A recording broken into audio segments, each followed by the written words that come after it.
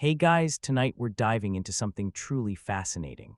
The medieval myths and legends that historians once thought were just made-up stories, only to find out that many of them were actually based on real events. Real people and real things people did that were much stranger than anything in stories.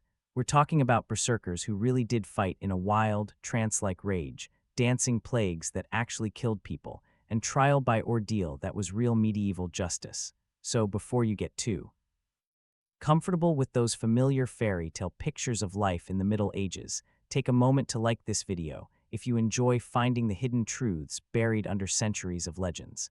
And let me know in the comments where you're watching from and what time it is for you. It's always fun to see our big group of history fans getting cozy for the night as we uncover the layers of the past together. Now, dim those lights, get comfortable, and get ready. Because when it comes to medieval myths, the stories we all thought were too wild, impossible, or just plain silly, some of them were not only real, but much stranger, darker, and harder to believe than the legends ever said. For centuries, historians looked at the Old Norse stories with a mix of wonder and doubt. Sure, the stories were exciting tales of warriors who could turn into bears and wolves, men who fought in crazy frenzies that made them feel no pain and no fear. Surely these were just fancy words added to make good stories even better. After all, how could anyone really believe that people could go into trance-like states that turned them into unstoppable killers?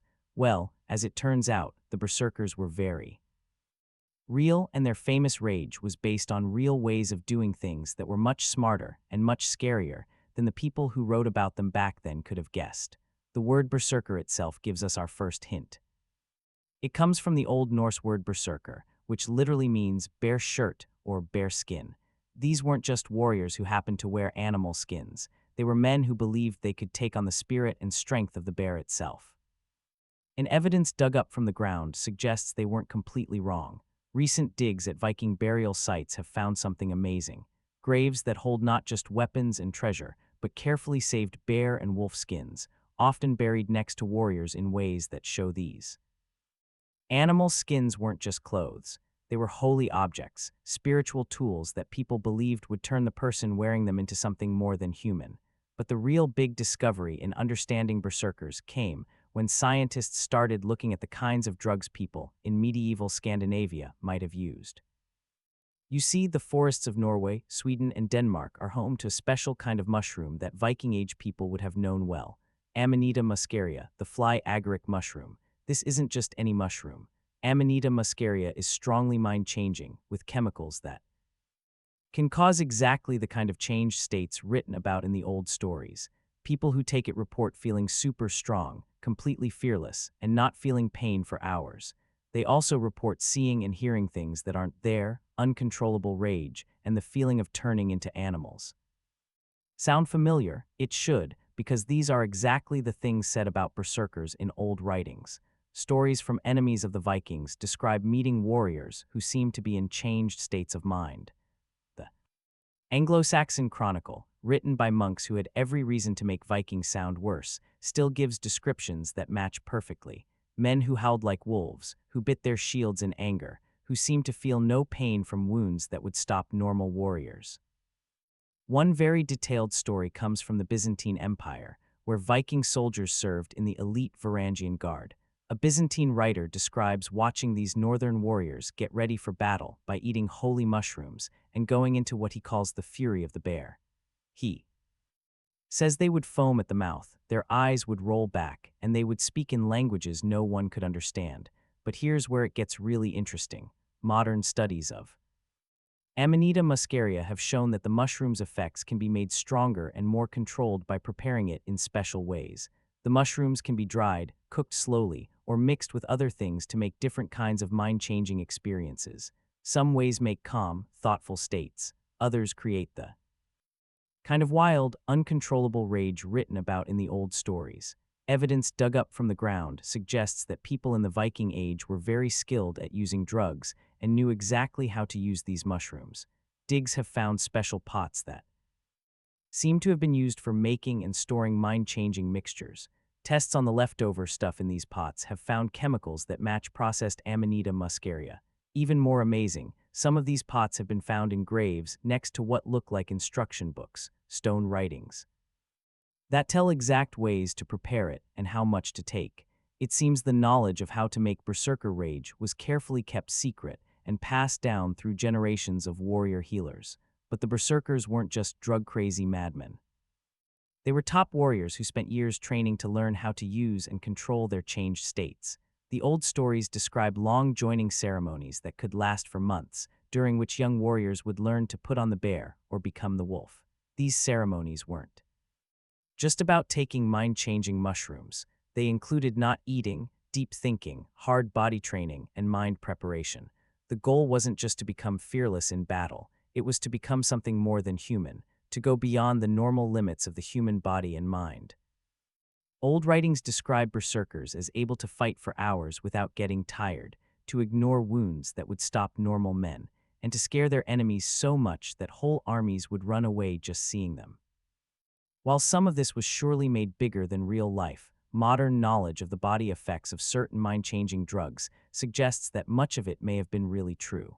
Amanita muscaria, when prepared right and taken, can really create a state in which the person feels no pain, feels super strong, or at least thinks they do, and becomes completely fearless. The mushroom's chemicals affect the central nervous system in ways that can turn off the body's normal pain signals and stop the mind. Mechanisms that usually keep people from pushing their bodies too far. But there was a dark side to berserker ways that the old stories don't always talk about much.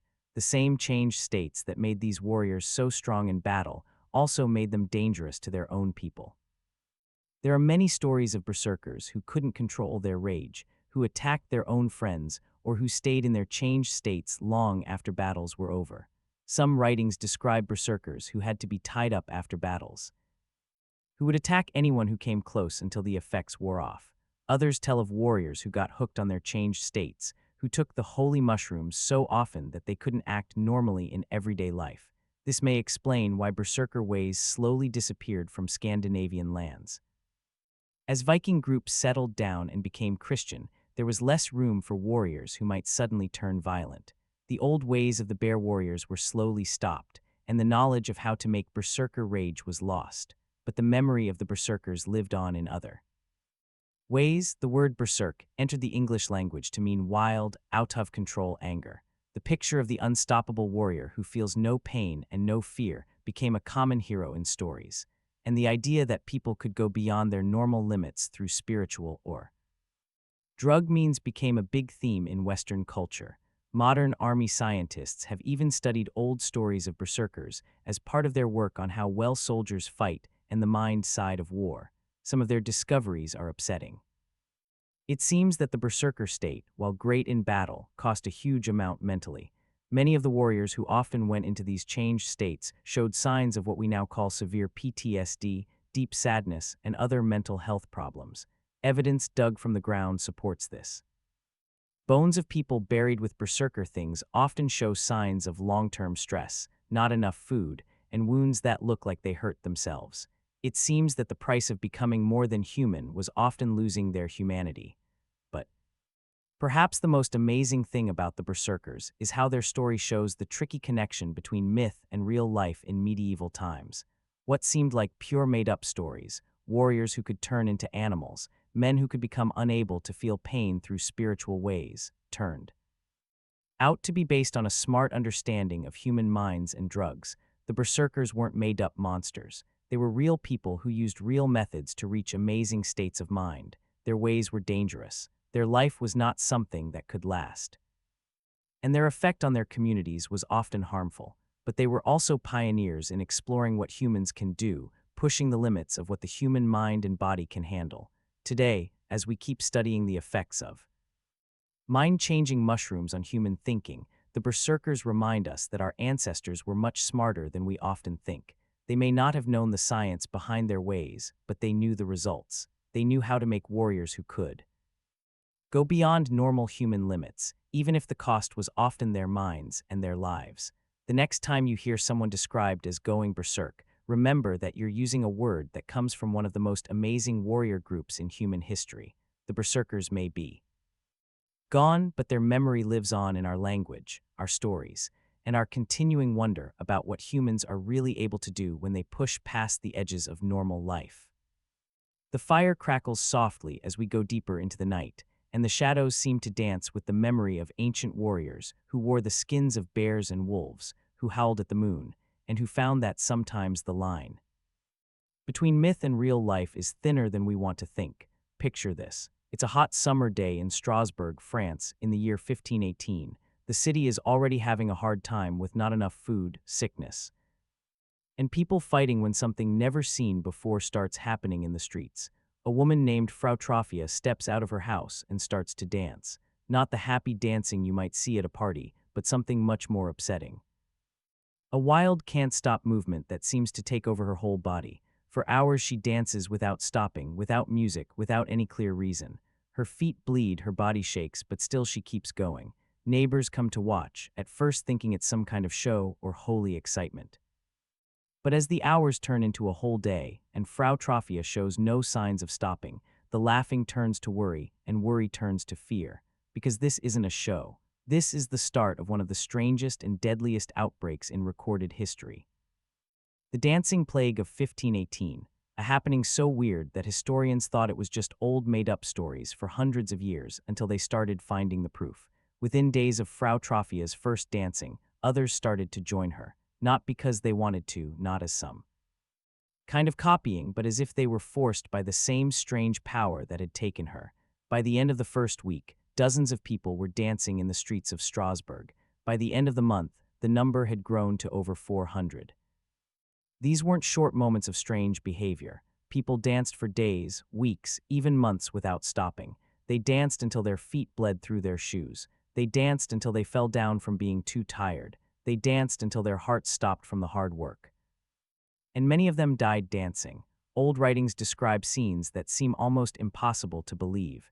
City papers, church papers, and personal letters all tell the same amazing story. Hundreds of people taken over by a need to dance that they couldn't stop, moving through the streets in a scary fake party. While their bodies literally broke down from the hard work, the city leaders, facing a problem unlike anything they knew, tried everything they could think of. They brought in doctors who were confused by what they saw. They talked to priests who said it was either punishment from God or the work of demons. They even hired musicians and built dancing places, thinking that if they gave real music and places to dance, the dancers might be able to dance it out of their bodies. This last idea turned out to be a disaster. Instead of helping the sick people, the music and places seemed to make their need to dance worse. The dancing got wilder, more violent, and more deadly. People started to die, not just from being too tired, but from heart attacks, strokes, and hurts from their wild movements. For hundreds of years, historians treated the dancing plague of 1518 as either a fake, a big group imagination, or a case of old writers making a small thing sound huge for excitement. The idea that hundreds of people could literally dance themselves to death seemed too crazy to believe. Surely, this was just another example of old superstitions and bad record-keeping. But then, scientists started looking deeper into the old papers, and what they found was upsetting. The dancing plague of 1518 wasn't the only one. Similar outbreaks had happened all over medieval Europe starting from the 1300s, and the proof wasn't just in exciting stories. It was in official city papers, tax papers, doctor writings, and court papers. In 1374, a dancing outbreak swept through the Rhine Valley, affecting thousands of people across many cities. In 1428, a Benedictine nun in a German convent started dancing without control, and within days, all the sisters had joined her. In 1463, children in the town of Erfurt started dancing in the streets, and the outbreak spread to nearby towns. Each outbreak followed the same pattern. It started with one or a few people who began dancing without wanting to, spread quickly through the local people, lasted for weeks or months, and caused many deaths from being too tired, heart failure, and other problems. And in each case, old writings described the same weird signs: movements they couldn't control, seeming to feel no pain, changed states of mind, and what looked like catching behavior.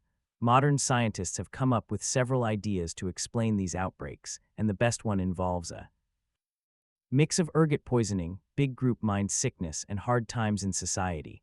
Ergot is a fungus that grows on rye and other grains, especially in wet weather. When eaten, it makes chemicals that are a lot like LSD, causing seeing things, shaking, and muscle movements you can't control. The signs of ergot poisoning, known in old times as St. Anthony's fire, include exactly the kind of forced movements written about in dancing plague stories.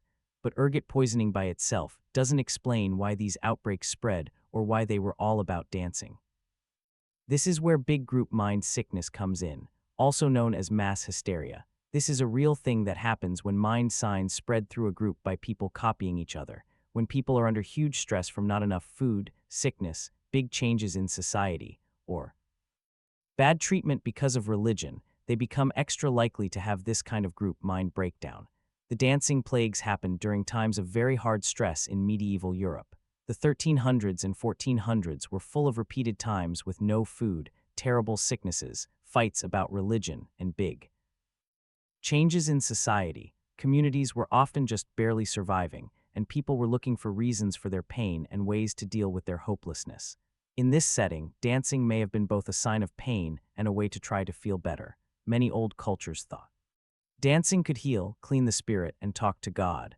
When people were facing pain they couldn't explain, dancing may have seemed like a way to make angry gods happy, clean sin from the group, or reach a holy happy state that would give relief from life problems. But what started as a way to cope quickly became a trap. The body stress of dancing for so long mixed with the mind pressure of dancing in front of everyone, and the group expectation to keep going made a loop that was almost impossible to stop. People who might have gotten better from their first upset instead got stuck in a way of acting that was literally killing them. Recent studies have also shown that the dancing plagues weren't random. They followed clear patterns in society and culture. They were more likely to happen in groups that were already having a lot of stress, in places where normal ways of living were falling apart, and among people who had strong beliefs connecting dancing to spirit or healing ways. The outbreaks also tended to affect some groups more than others. Women were much more often dancers, as were young people and people from lower classes. This pattern matches what we know about big group mind sickness, which usually affects people who are already treated badly or under extra stress. Perhaps most amazing, some of the dancing plague outbreaks seem to have been started on purpose or made worse by religious or government leaders. There are papers of priests and city leaders who made dancing outbreaks happen as a way of letting out people's anger, giving a safe way for people to be upset that was less dangerous to those in power than fighting back. In some cases, the dancing plague worked like a way to ask for better treatment. Communities that were suffering from too much tax, bad treatment because of religion, or other unfair things would get dancing outbreaks that made leaders pay attention to their problems. The sight of hundreds of people dancing themselves to death was impossible to ignore, and it often led to leaders giving in because they wanted to bring back order. This government side of the dancing plagues helps explain why they were written down so well in official papers. These weren't just strange health things. They were society and government problems that threatened the safety of whole communities. City leaders held emergency meetings, church leaders made special rules, and area bosses sent detailed reports to their higher-ups describing the strange outbreak that was literally dancing their people to death. One of the most detailed stories comes from the Dr. Paracelsus, who saw a dancing plague outbreak in the early 1500s. His doctor notes describe signs that match perfectly with modern understanding of ergot poisoning mixed with group hysteria. The sick people dance without stopping, their arms and legs moving as if pulled by invisible strings. They talk of seeing things, of music that only they can hear, of needs they cannot fight. Their bodies get thin and weak, but still they dance as if death itself were leading them in some scary dance. Paracelsus also noticed something that modern scientists find very important. The dancing plagues seemed to stop on their own. They would go wild through a community for weeks or months, taking dozens or even hundreds of lives, and then suddenly end. The people who lived would go back to normal, as if waking from a dream, often with little memory of their time dancing. This pattern matches what we know about both ergot poisoning and big group mind sickness. Ergot in grain tends to happen at certain times of year, and in certain places, it affects grain grown in certain weather. Once the bad grain is eaten or thrown away, the chemical cause of the outbreak goes away. In the same way, group hysteria usually stops once the hard times that caused it change or the community finds ways to deal with it, but the dancing plagues left lasting damage on the communities they hit. People who lived often had long-term health problems from dancing so hard. Families were broken apart by losing loved ones who had literally danced themselves to death. And whole communities were hurt inside by the memory of watching their neighbors, friends, and family give in to a need that came from nowhere and could not be stopped. The mind damage was perhaps even worse than the body damage. The dancing plagues made medieval people question what they thought about human nature, free will, and God's fairness. If good Christians could be taken over by needs they couldn't control that led to their deaths, what did that mean about sin, saving, and God's protection? Some communities answered by doing more religious things, building new churches, or starting special holiday days to remember the victims of the dancing plague. Others became more worried about strangers, more watchful for signs of strange behavior, and quicker to stop anything that might start another outbreak. The dancing plagues also had a lasting effect on European culture and stories. They started countless tales, songs, and art that looked at ideas of being taken over, forced to do things, and the thin line between holy happiness and craziness, the picture of people dancing themselves to death became a strong way to talk about the dangers of losing control, of giving in to strong feelings or wants.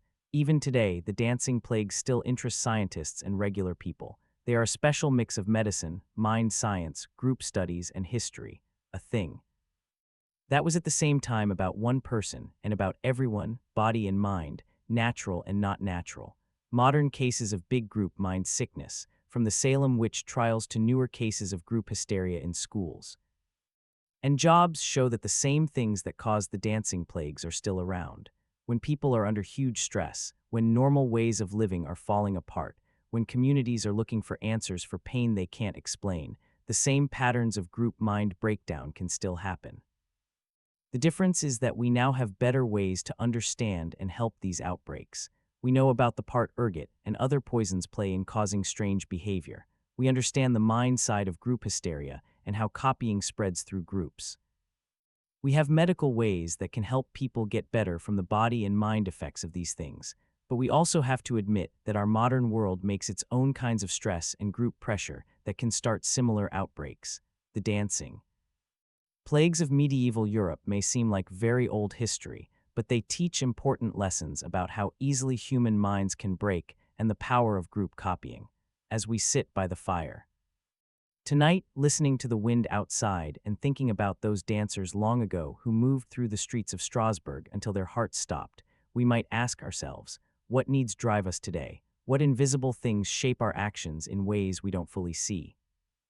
And how thin is the line between the normal, controlled life we think we have and the kind of group craziness that took whole communities in medieval Europe?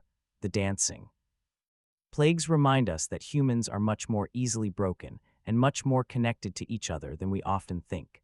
They show us that the line between myth and real life, between one person's experience and everyone's, between sane and crazy, is not as clear as we might want to believe. And they teach us that sometimes the most unbelievable stories, the ones that seem too strange to be true, turn out to be the most important ones of all. Because they show truths about human nature that we might otherwise want to forget.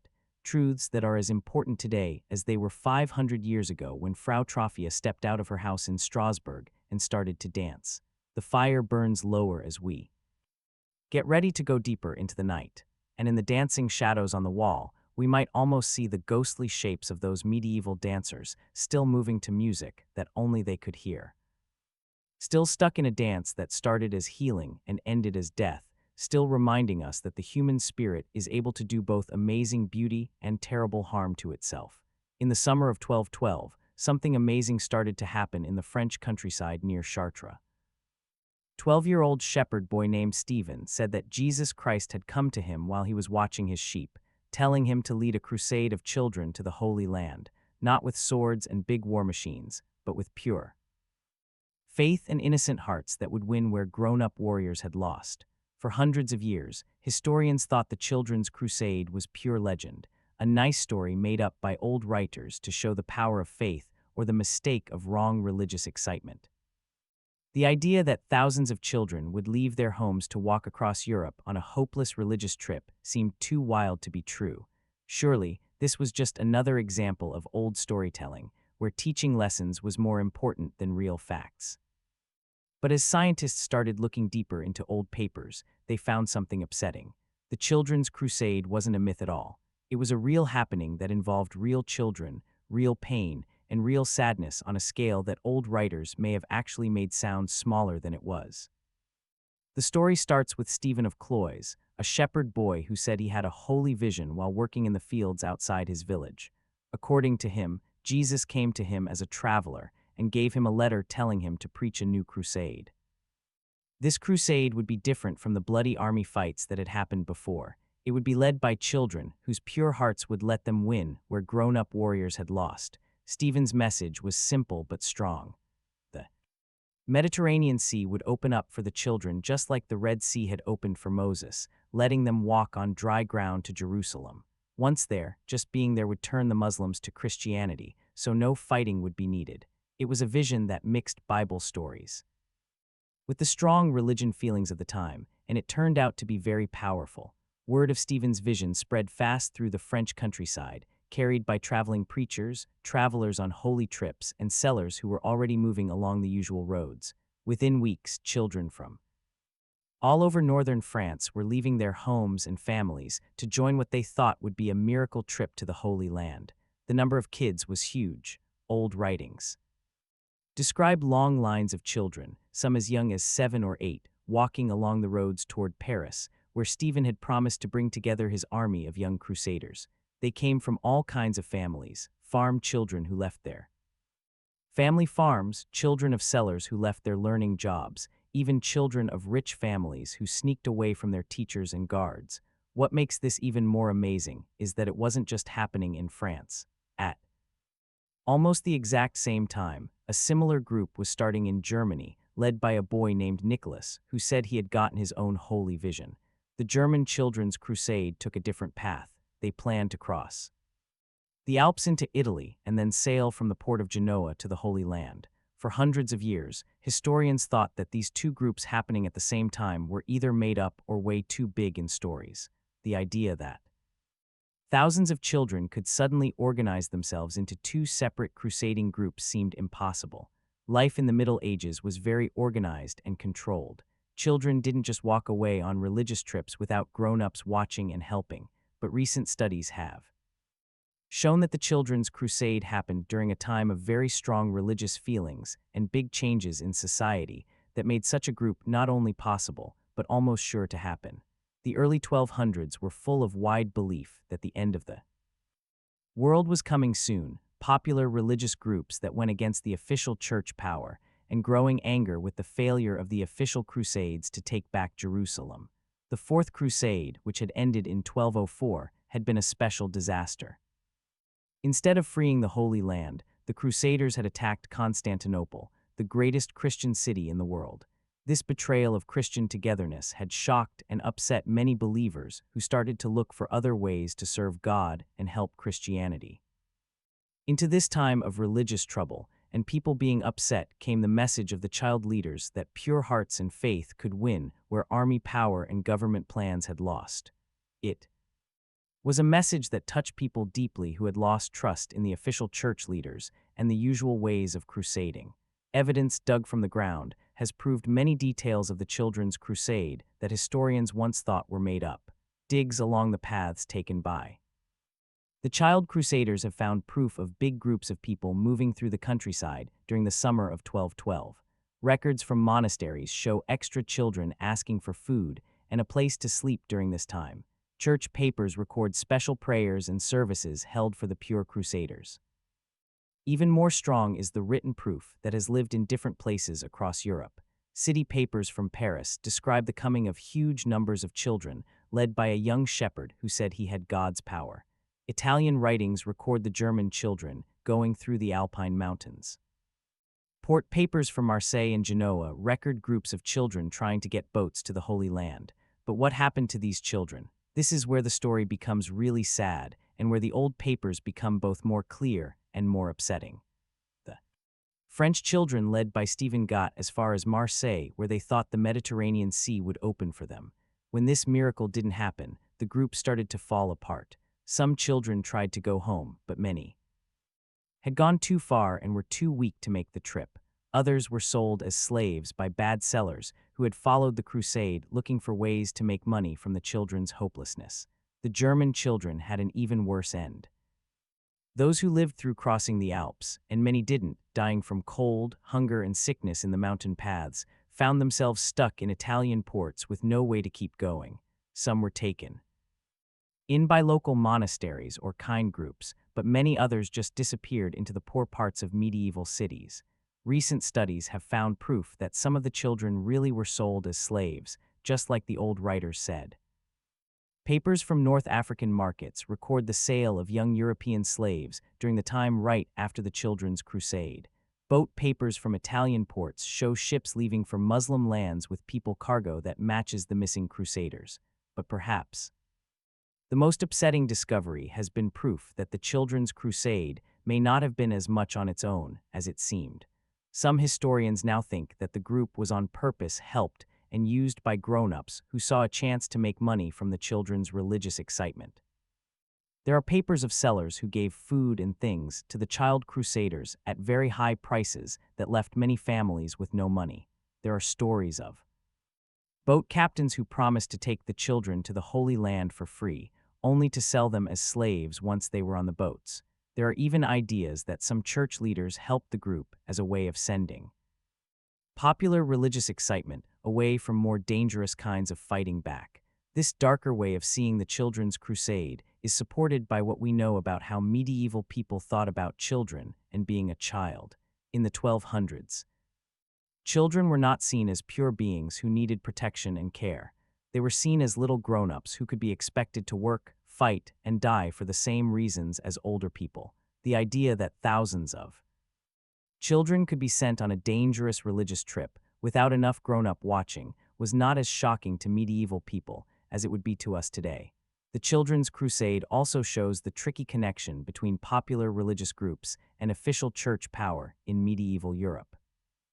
The official church was very unsure about the group.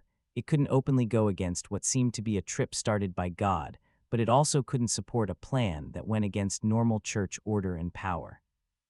Some church leaders tried to stop the children from keeping going, saying that they should go home and serve God by listening to their parents and local priests.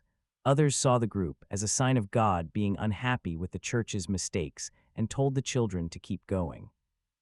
Still others just tried to stay away and not take any side that might later look like going against God's will. This church confusion helped make the sadness that happened, without clear help from church leaders. The children had to depend on their own ideas and the advice of whoever happened to be traveling with them. Many of these helpers were not honest people. They were sellers, boat captains, and other people who saw the crusade as a way to make money instead of a religious trip. The time after the Children's Crusade was terrible for the families and communities that had lost their children. Parents who had at first been proud of their children's religious feeling were left to cry for sons and daughters who would never come home. Villages that had sent a lot of children found themselves with not enough workers and people problems that lasted for many years. The church also had to deal with what had happened. How could a group that seemed so clearly started by God have ended in such sadness? Some church thinkers said that the children's faith had been pure, but that they had been led wrong by fake leaders and greedy sellers. Others said that the failure of the crusade was itself a message from God about how pointless it was to try to take back the Holy Land with fighting. The Children's Crusade also had lasting effects on how European people thought about popular religious groups.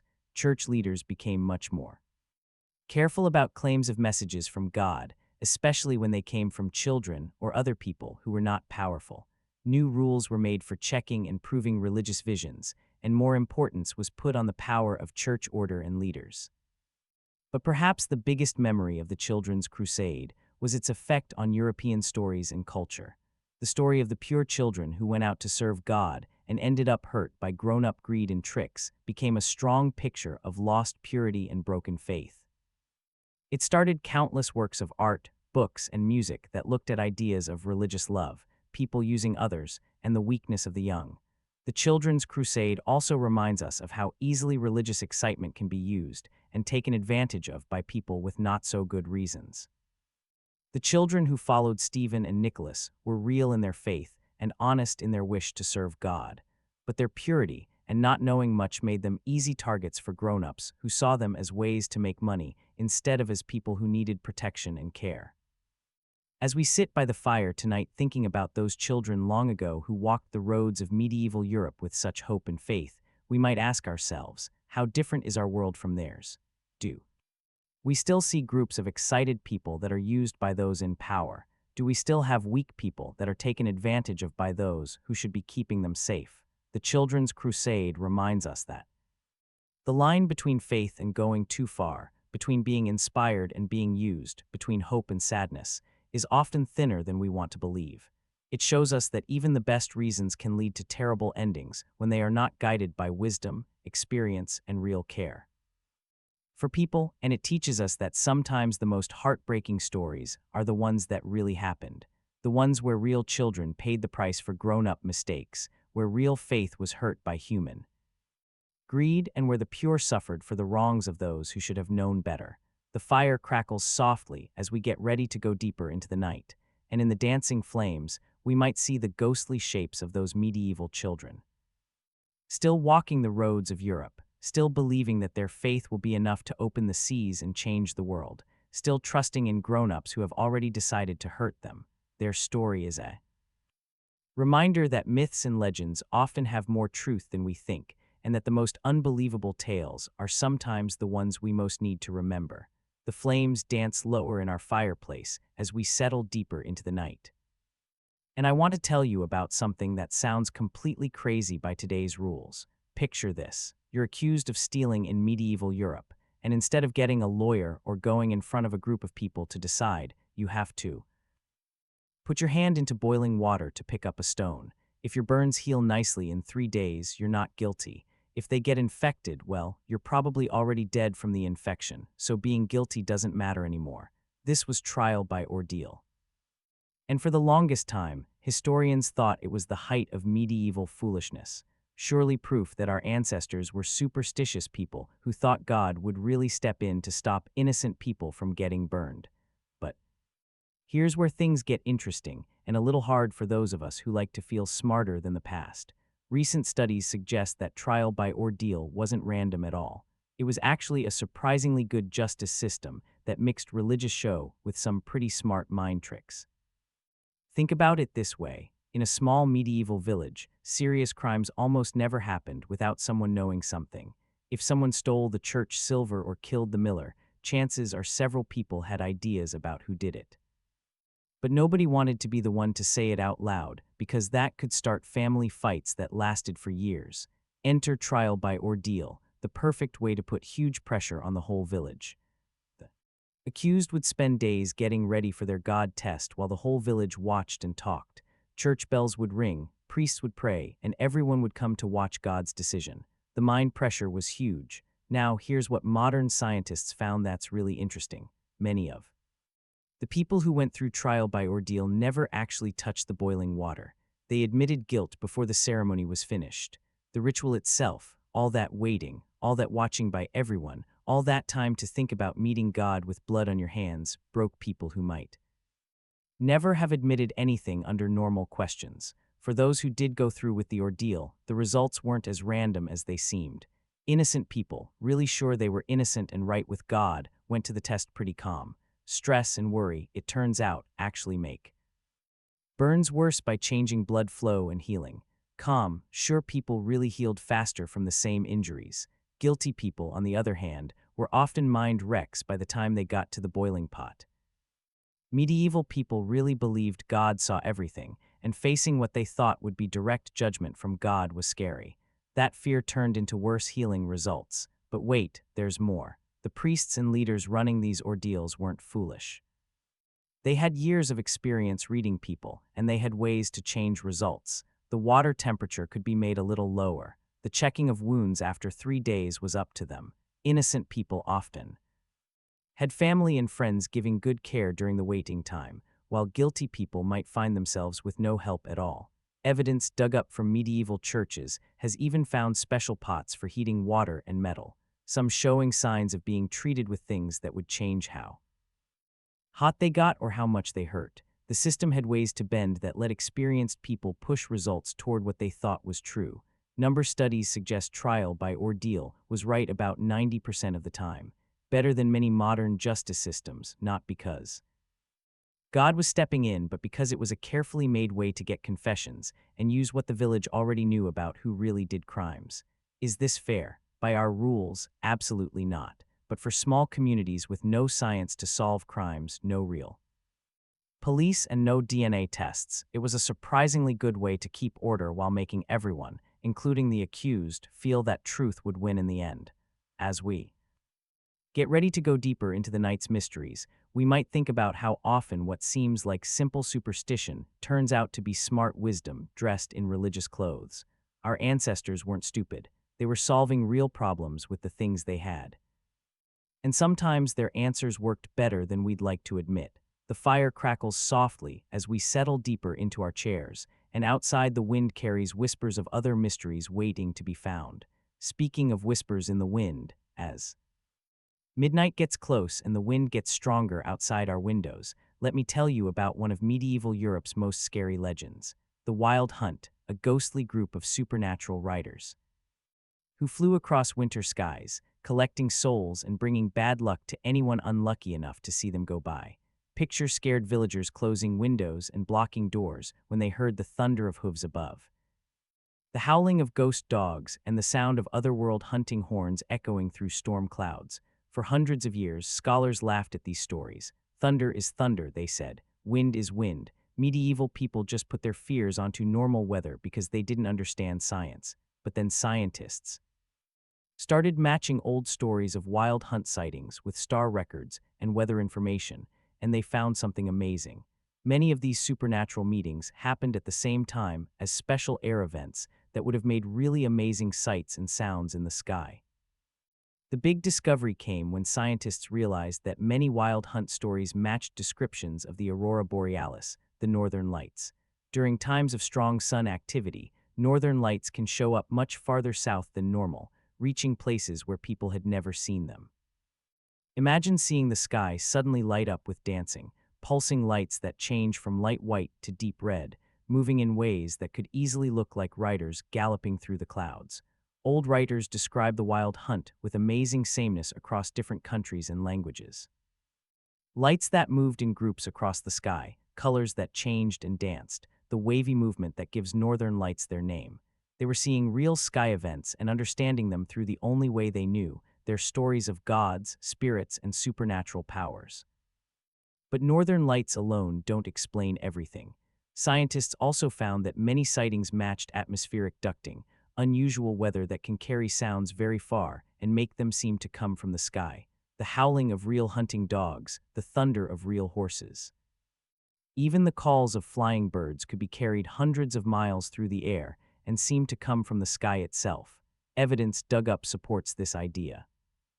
Digs at medieval places have found things made ready for supernatural visits, protection charms, gifts left at road crossings, and special building ways to hide from or push away unwanted otherworld attention. These weren't just random beliefs. They were planned answers to things people were really seeing and hearing. Some communities even had organized hunt-watching groups with detailed records of when and where supernatural riders showed up, what they looked like, and what happened after. Medieval watchers noticed that certain weather made sightings more likely: cold, clear nights with strong winds and strange clouds. They wrote down patterns by season, recording that the hunt was most active during winter months around the shortest day. They also made complicated ways to understand different kinds of sightings. A hunt going east to west meant something different from one going north to south. The number of riders, their horses, the sounds they made, all had special meanings about what would happen next. But here's where it gets really interesting. Some medieval communities may have on purpose made fake wild hunts. Evidence dug up suggests certain groups planned activities to make supernatural shows, with groups of riders wearing masks and carrying lights. These fake hunts had many reasons. They could scare enemies, make religious power stronger, or keep cultural ways alive against becoming Christian. Groups of horsemen with lights working with good weather could make very believable supernatural shows. Court papers include cases of people punished for faking the wild hunt, making fake supernatural shows for bad reasons. This suggests medieval leaders knew the difference between real and fake events, even when both seemed supernatural to normal people. The mind side is just as interesting. Very bad weather, not enough sleep, and mind stress can make real-looking visions. Medieval people going through hard winters, army fights, or sickness outbreaks would have been extra likely to have these experiences. Instead of saying such visions were just imagination, medieval communities made smart ways to understand and answer them.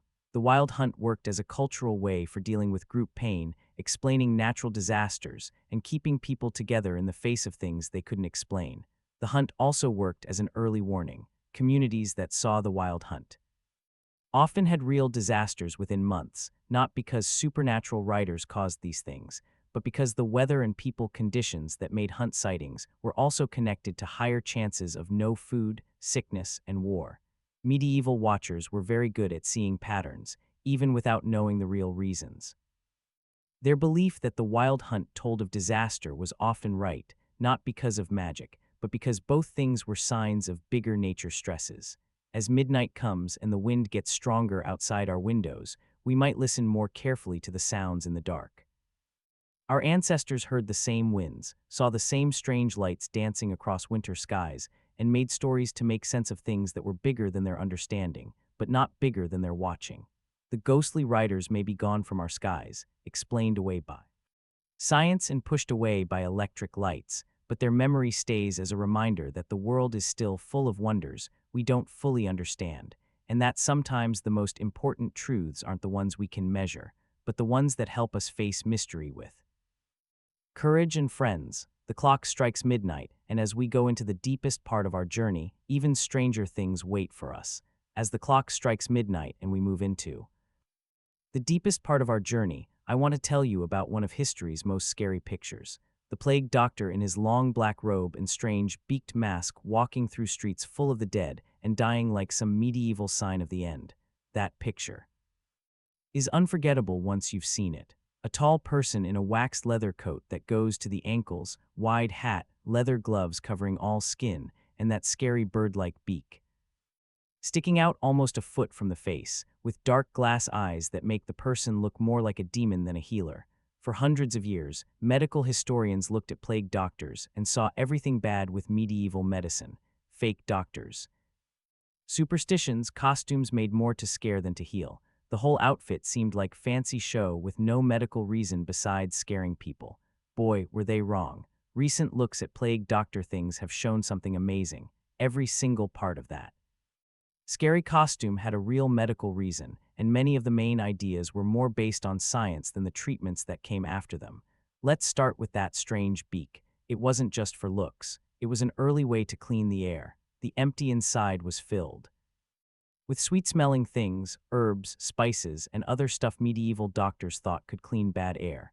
While we now know plague spreads through fleas and not bad air, the beak's cleaning system was actually pretty good at lowering chances of breathing in dangerous things in the air.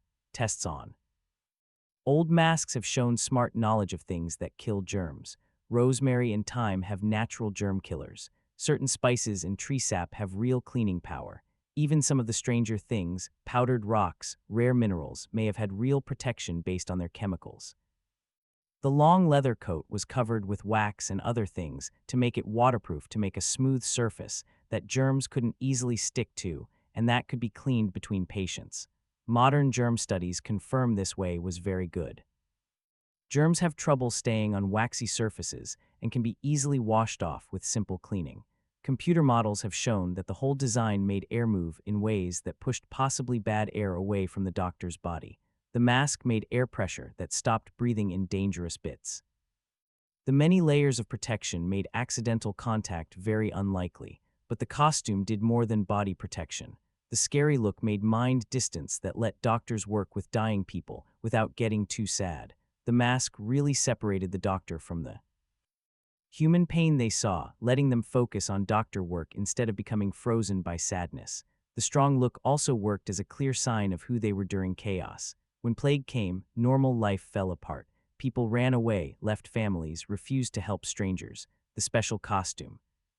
Let plague doctors move safely through sick areas and get to patients who might otherwise be left to die alone. Studies of plague deaths show that communities with working plague doctors had much lower death numbers than those without any medical help, while medieval doctors couldn't cure plague. Their help, pain relief, wound care, food help, basic cleaning, made real differences in who lived. The show parts weren't empty either. Many plague doctors were also priests, and their work was seen as holy help. The bird-like look may have been meant to remind of ravens or other birds. Connected to death and moving on in old symbols, accepting the holy side of their job. During the recent COVID-19 pandemic, health workers noticed very similar things between their protection clothes and old plague doctor costumes. Modern danger suits, N95 masks, face shields, and other things do basically the same jobs as the medieval doctor's leather coat, beaked mask, and dark glasses.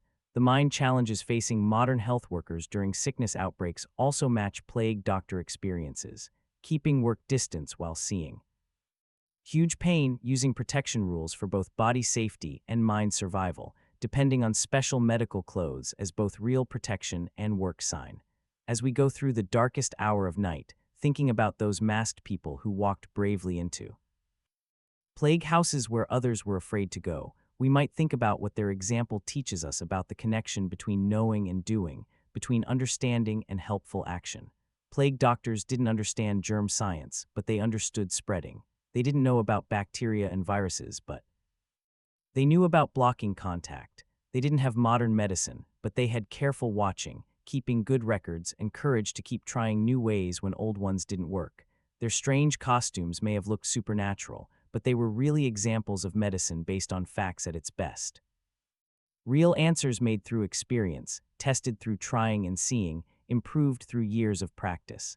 The beaked masks are gone from our hospitals, but their spirit lives on in every health worker who puts on protection clothes and walks into danger to help others. And perhaps that's the most important lesson. Healing has always needed not just knowing, but courage to face the unknown while wearing whatever protection we can make from what we have. As the night gets deeper and mysteries grow, let me tell you next about visitors who showed up where they shouldn't have been, speaking languages no one knew. In these quiet hours before morning, when the line between dream and awake seems thinnest, let me tell you about one of medieval England's strangest mysteries. Two children with bright green skin who appeared in a Suffolk village sometime in the 1100s, speaking an unknown language and eating only raw beans. The story comes from two trusted medieval writers who said they were writing facts, not made-up stories. According to them, farm workers near the village of Woolpit found the children near old wolf trapping holes. But these weren't normal children lost in the woods. Their skin was completely green, not painted or colored, but naturally green in a way the writers said they'd never seen before. The children spoke no known language, wore clothes made of strange material, and refused all normal food. They seemed weak and confused, as if they'd traveled very far or gone through some terrible thing. The local lord, Sir Richard de Calne, took them in and tried to care for them.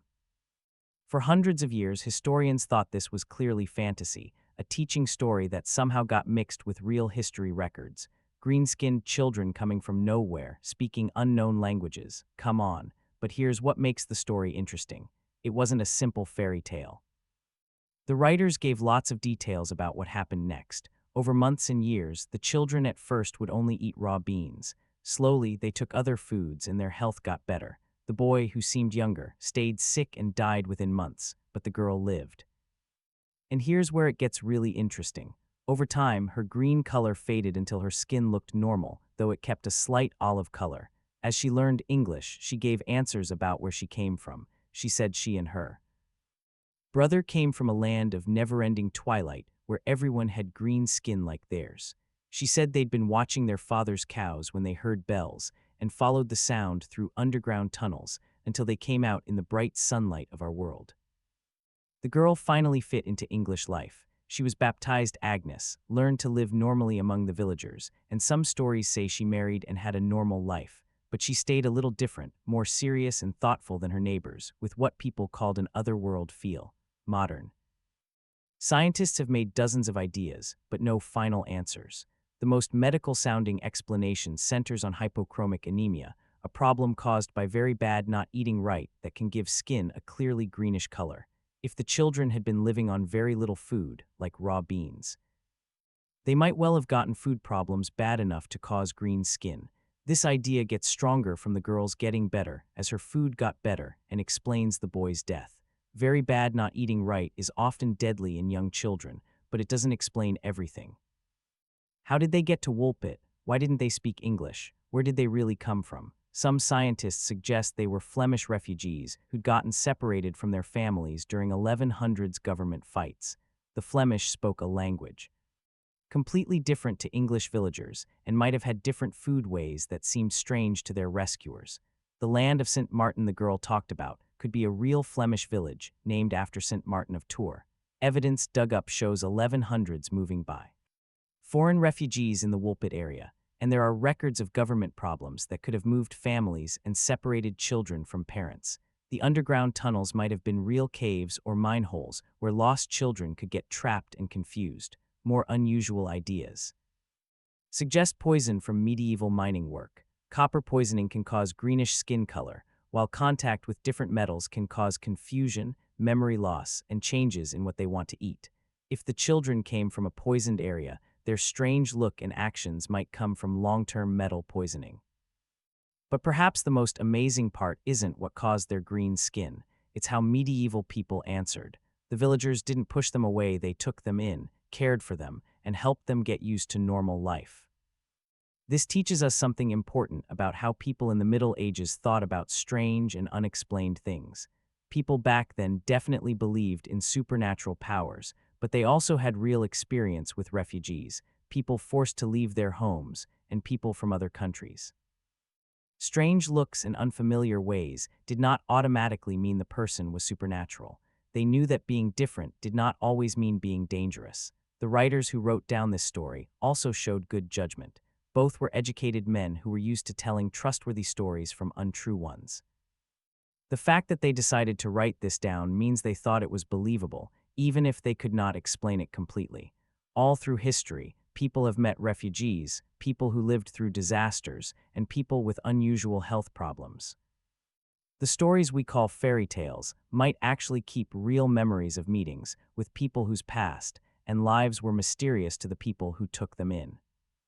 The Green Children of Woolpit show us that the world in the Middle Ages was more complicated and connected than we sometimes think. People traveled very far under conditions that separated them from their families and towns.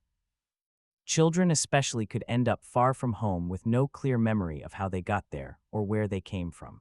But whether they were refugees, people who lived through disasters, or something completely different, their story shows the amazing kindness of communities in the Middle Ages.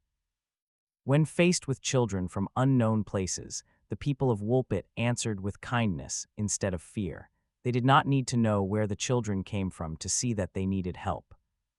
As we sit in the quiet early morning hours thinking about those villagers who found two green children near old wolf traps and decided to take care of them, we might ask ourselves, how would we react to such strangers today? Would we be as ready to welcome the unexplained? Would we have the patience to help visitors from another world get used to ours? The green children disappeared into ordinary life in the Middle Ages, but their story lives on as a reminder that truth often comes in shapes we do not expect from places we cannot imagine. Sometimes the most important answer to mystery is not solving it, but showing kindness to the people who carry it with them. Speaking of mysterious visitors, let me tell you next about a condition so strange it seemed like being possessed by demons, but turned out to be something much more complicated. In the deep quiet of night, when the world feels stuck between real life and dreams, let me tell you about a medical treatment so strange that doctors ignored it for hundreds of years as nothing more than Italian folk tales. The tarantella, a wild dance that people said was the only cure for bites from the tarantula spider in southern Italy during the Middle Ages. Imagine this. You are working in the olive fields in Puglia when a spider bites your ankle. Within hours, you feel restless, upset, and filled with a strong need to move that you cannot control. The village doctor does not give you medicine. He calls for musicians.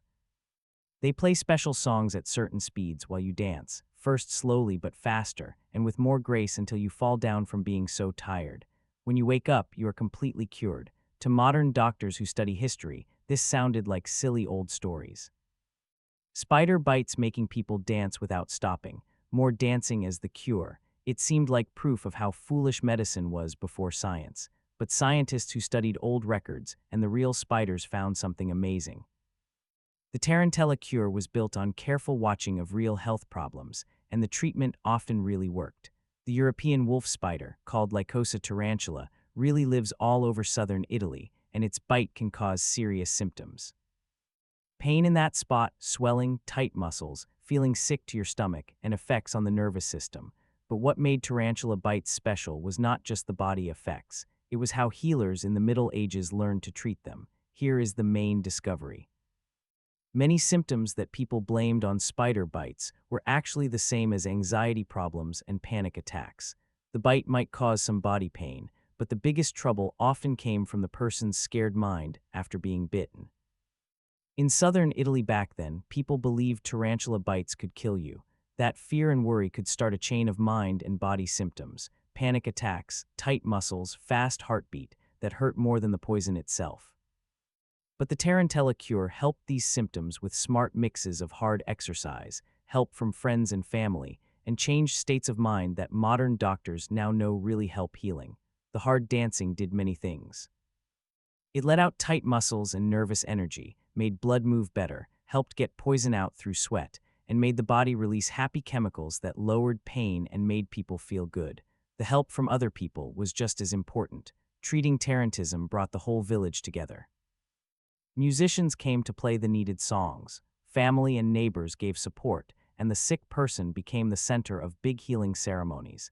This showed the village cared about getting them better. This help lowered loneliness and fear, gave good reasons to keep trying to get well, and made clear steps for healing. But most of all, the tarantella used what we now call helpful dissociation. Fast music, hard dancing, and attention from everyone worked together to make a different state of mind that could stop the circle of worry and fear. Modern studies on dance therapy show many of the same ideas that made the tarantella cure work. Moving to a beat helps many kinds of mind and nerve problems. Dance therapy is now used for sadness, trauma, and even Parkinson's disease. The exact songs and speeds used in tarantella music really change brain waves and body functions. Fast, strong beats line up brain waves in ways that create changed mind states, while repeating patterns bring calm like meditation that lowers worry and helps healing. Digging at old sites in southern Italy has found musical instruments, dance areas, and objects used in healing ceremonies. Tests on broken pottery show traces of plants and things that might have made the healing stronger, plants and mixes with light mind-changing or pain-killing effects. Writings from the Renaissance time describe the problem in detail and give clear treatment steps. Church records show priests often joined or allowed the dances, seeing them as real healing, not bad magic. Athanasius Kircher, a Jesuit scholar from the 1600s, wrote what might be the first careful medical book about tarantism.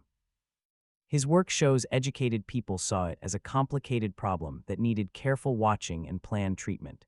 Kircher wrote that different sick people needed different music. Some needed fast, strong music, others needed slow, sad songs. Some danced alone, others needed partners or groups. Good treatment needed skilled musicians and experienced healers who could watch reactions and change the music to fit the dancer's needs. Modern music experts who study real tarantella music still played in southern Italy today have found amazing skill in how it is built and played. The music is made to change easily, with ways to speed up, slow down, or change feelings based on what the dancer needs. But tarantella cures also did important jobs for the whole village, not just healing one person. In the strict rules of life back then, tarantism gave allowed ways for strong feelings and body movement, especially for women and poorer people. Many cases of tarantism may really have been conversion disorders, when worry in the mind turns into body symptoms. The spider bite gave an accepted reason for actions and feelings that would normally be seen as wrong or not allowed. The tarantella let people feel wild joy, show deep feelings, and get attention from the village in ways that were normally not okay. It gave a short break from strict rules while making village ties stronger and keeping old traditions alive. This helps explain why Tarantism lasted so long and was hard for doctors and church leaders to stop. It helped people's minds and village life in ways that went far beyond fixing spider bites. Today, as we learn again how good dance and movement are for health, the Tarantella cure does not look like old foolish ideas anymore.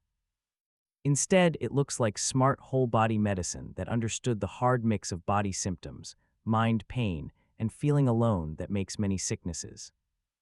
The next time you see someone dancing freely, lost in the beat and movement, remember the people bitten by tarantulas who found healing through the same mix of music, movement, and friends. Their cure started with a spider bite, but it led to new ideas about the healing power of dance that modern doctors are only starting to understand. As we travel through the deep hours of night, we might listen for the soft sounds of tarantella music still playing in Italian olive fields. Never-ending beats calling us to dance our pain away, from sickness to health, from being alone to being together, from the poison of fear to the medicine of movement and song. But not all healing in the Middle Ages used dancing. Some tried to reach the greatest change of all. In the darkest hour before dawn, when alchemists in the Middle Ages watched their fires and looked into bubbling glass by candlelight, let me tell you about the most famous impossible search in history. The quest for the philosopher's stone, that legendary thing that could turn cheap, lead into gold, and give never-ending life to anyone who knew its secrets. For hundreds of years, serious historians treated this as the greatest foolish chase of the Middle Ages, a warning story about what happens when magic thinking takes the place of clear reason. The whole project seemed like pure make-believe that made smart people waste their lives chasing dreams that could never come true with strange steps wrapped in secret words. But as scientists started to read alchemical writings more carefully and diggers found real laboratories from the Middle Ages, a very different picture appeared. The alchemists were not crazy dreamers. They were careful experimenters who created basic methods that became the start of modern chemistry. And their search for the philosopher's stone, far from being only fantasy, came from careful watching of real things they understood with the ideas they had at the time. Here is what is truly interesting. Alchemists in the Middle Ages were really making real chemical discoveries, even when they explained the results with ideas we now know are wrong. Digging at alchemical workshops has found tools and leftover materials that show very high skill. They created ways to heat and cool liquids, turn liquids to gas, and make pure crystals that were not better until the 1700s. They made new glass tools and heating systems that let them control heat exactly. They wrote down steps and results carefully so others could copy and improve the work. One of the most amazing parts was the real testing behind all the secret words and pictures. Even with strange symbols and hard words, alchemists watched carefully and built ideas from many tests. They might explain results with ideas like things liking each other or signs, but they got real results by carefully changing real chemicals. Modern study of alchemical books has found deep knowledge of metals and chemistry hidden under secret words. When an alchemist wrote about the marriage of the Red King and White Queen, they were often talking about real reactions between metal mixtures. Death and new life of metals described burning and unburning processes that are still basic to chemistry today. The search for the philosopher's stone led to many useful discoveries that helped right away. Alchemists found new ways to clean precious metals, make colors for painters, and create medicines. They discovered phosphorus, antimony, and many other elements in mixtures.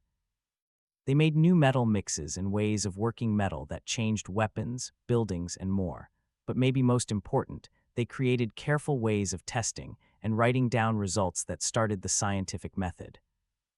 Alchemical workshops were the first planned research places in European history, where people worked step by step toward big goals, wrote down steps, and built on each other's work for many years. The seeming failure to change metals now looks less like a big mistake and more like trying to do with chemicals what we know needs nuclear power. Alchemists in the Middle Ages were trying to change the smallest parts of atoms with tools that could only move molecules. Their goal was possible, just not with the tools and power they had. Modern nuclear science proves elements really can be changed, exactly what alchemists said was possible. Gold can be made from lead by shooting tiny particles at it. The way is much too expensive to be useful, but the alchemists were right in theory. They just did not have the machines. Even more amazing, some alchemical steps may have sometimes made real changes without them knowing how. New studies say certain very hot chemical steps, especially ones with electricity, might make tiny nuclear reactions in special cases. Some steps from the Middle Ages may have accidentally made those cases, causing small changes that seemed like miracles. The search for never-ending life through alchemy also turns out to have been smarter than people thought. Alchemists in the Middle Ages made careful ideas about growing old and dying that led them to test mixtures and steps that could really make life longer and healthier. Many alchemical medicines were early drugs that fixed real health problems with planned chemical knowledge. Alchemists made drug mixtures, ways to clean water and food, and found things with real healing power. Their idea of the elixir of life was not just wishing. It came from careful watching of how different things changed health and length of life. They could not make people live forever, but they made treatments that added years, lowered pain, and made life better in real ways. The secret words were not just to hide things. They were needed in a world where knowing too much about chemicals could be dangerous. Ways to make bombs, poisons, or valuable things had to be kept safe from rulers and rivals. The alchemical way gave one of the few safe paths for scholars in the Middle Ages to study nature without fighting the church. By putting their work inside spiritual and thoughtful ideas, alchemists could do real science that might otherwise have been banned. Modern historians now see alchemy as an important bridge between old craft skills and modern science. Alchemists kept and organized useful knowledge while making new ideas and testing ways that later scientists used. People like Newton, Boyle, and others who started modern science were strongly shaped by alchemy. Newton spent more time on alchemy than on physics, and his ideas about matter and force came from alchemical thoughts about change and connection. As we sit in the quiet hours before dawn, thinking about those workers who kept fires burning and watched glass bubble in hope of finding the greatest secrets of change, we might think about the complicated link between dreams and real discoveries, between wanting and doing. The alchemists never found their philosopher's stone the way they pictured it, but they found something maybe more valuable, knowledge and ways that would let people later understand and control the world in ways their grandparents could not dream of. Their dream of gold led to discoveries worth more than gold, careful ways to learn that became modern science, useful skills that became modern tools, and the strong belief that human minds could unlock nature's deepest secrets through patient watching and clear thinking. The philosopher's stone may still be missing. But the search goes on in every science room, where people work to understand the basic rules of matter and energy, in every try to make human life longer, and ease pain in every effort to turn ordinary things into something better and more perfect. Dawn comes now, and with it a story of terror that walked the French countryside with real claws and teeth. As dawn comes and shadows start to leave slowly, let me tell you about a terror that walked the French countryside in the 1760s.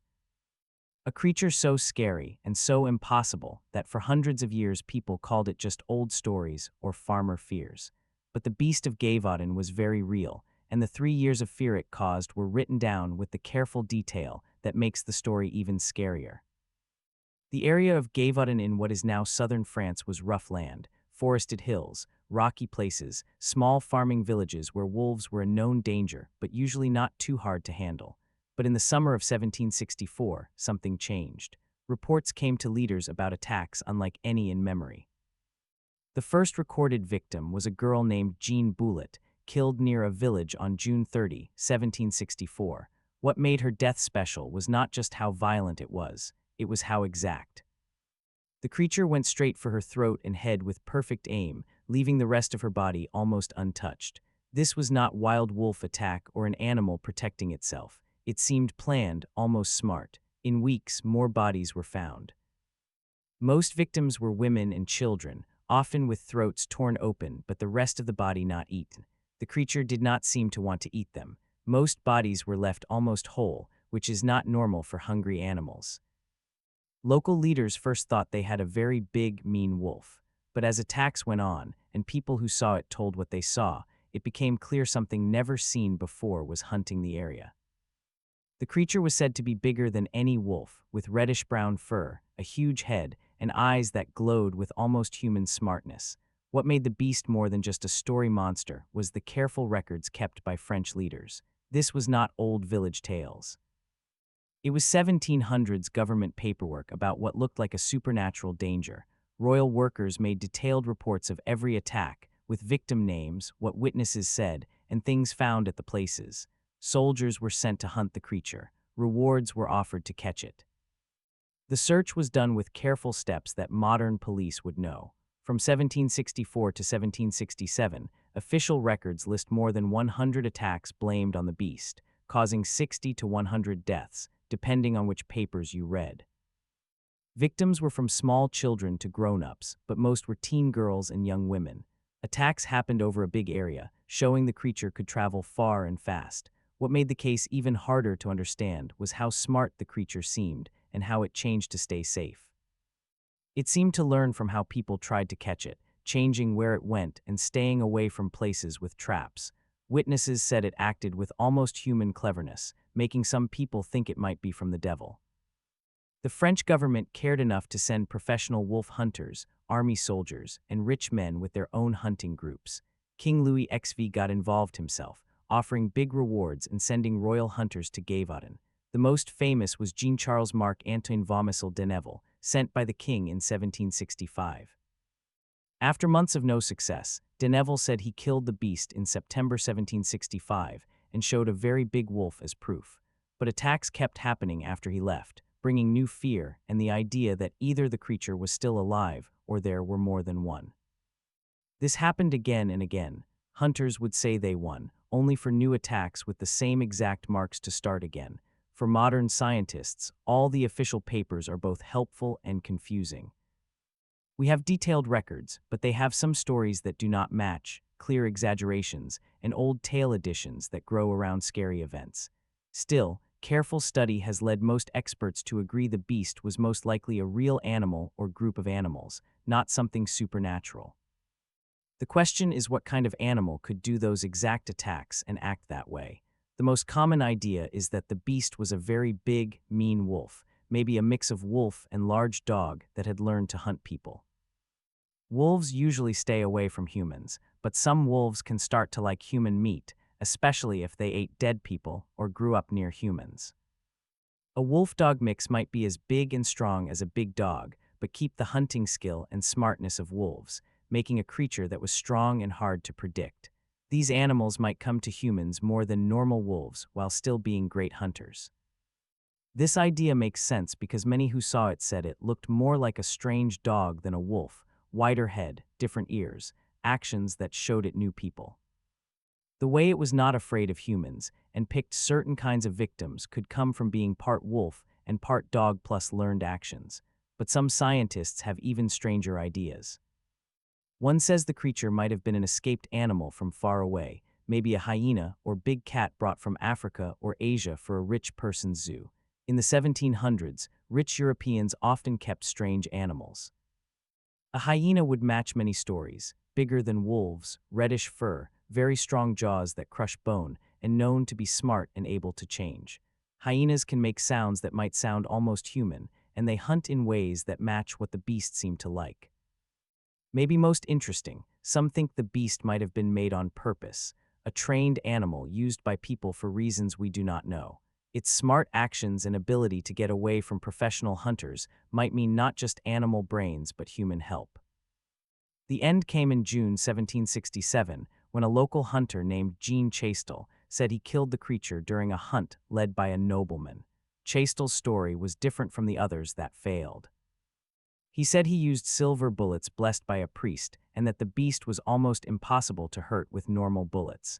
The animal Chastel killed was said to be different from normal wolves in the area: bigger, strange color, unusual teeth, and with half-digested human pieces in its stomach. The body was saved and sent to the king's palace for scientists to study, but it rotted before it got there, leaving only bones and written notes. Attacks stopped after Chastel's kill, and the case was closed, but exactly what the beast was never got a clear answer. The beast of Gavaden case has become important for people who study old monster stories. What makes the beast special among made-up creatures is the amount and quality of papers written at the time. Unlike most monster tales that come from old stories, the Gavaden case was written by many different people using careful 1700s ways of checking facts. The beast is really more than a simple monster story. It shows the fight between clear thinking and things that cannot be explained, between careful checking and deep old fear, between science and the edge of what humans can know. As dawn breaks and the shadows that walked with us through the night start to disappear, we might think about what the beast teaches us about truth and mystery. Here was a case checked with the best ways people had at the time, written down carefully by people who could be trusted. Yet the main question, what the beast really was, still has no answer. Maybe that is the biggest lesson. Even our best tries to understand the world can meet things that will not give easy answers. The beast may have been killed, but the mystery it stands for still reminds us that the real world may have things we do not yet understand. The sun rises higher now, and as we near the end of our trip, one last mystery waits. A healing power that seemed impossible, but may have been more real than anyone thought. As the first soft light of dawn moves across the sky, let me tell you about one of the strangest and longest-lasting medical practices in medieval Europe, the royal touch. A healing ceremony where kings and queens were believed to cure scrofula and other sicknesses just by putting their hands on sick people. For hundreds of years, this was called clear cheating, made to make kings seem more powerful by using people's simple beliefs. But new study of old records plus modern knowledge about mind-body sickness and the placebo effect show that the royal touch may have been much more than just a show for power. Imagine the big ceremonies that brought thousands of sick people from all over Europe to feel the healing hands of the king or queen. Sick people would travel for weeks to go to special events, often on holy days. They would be checked by royal doctors to make sure they really had the sickness, then brought in front of the king or queen in long lines that showed how sacred the healing was. The king or queen would put their hands on each person while saying special prayers, often including the words, "The king touches you, God heals you." Sick people got special coins called touch pieces that were believed to keep the healing going after the ceremony. The whole event was made to feel very holy and to show royal power. What makes these ceremonies interesting to modern scientists is how carefully they were written down. Royal records have detailed lists of people treated, what sickness they had, and often reports later about whether they got better. These records show success rates of 60 to 80%. People said they felt much better months after the ceremony. For many years, doctors who studied history thought these numbers were either lies or from wrong diagnoses. But modern checking of old records plus knowledge about the real sicknesses shows a more complicated truth. Scrofula, the main sickness treated by royal touch, is now known to be a kind of tuberculosis that can sometimes go away on its own, especially if the person's body gets stronger from better food, less worry, and good feelings.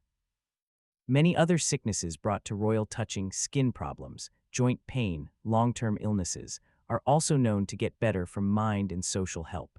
The royal touching ceremony gave exactly the kind of mind and social help that modern studies show really works for healing. People got personal attention from the most powerful person in the country, took part in big ceremonies that made them feel important, and became part of groups of other sick people who helped each other heal. The trip to the ceremony was itself good for health. People often walked or rode for weeks, staying in monasteries and churches along the way.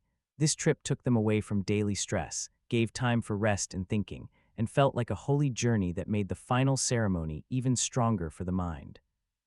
Digging at old sites and testing surviving touch coins has shown smart knowledge of chemistry and metals. The coins were often made from gold or silver and had tiny amounts of things believed to help health. Tests show they had real bacteria-killing materials. Modern medical studies give reasons why royal touching might really have worked.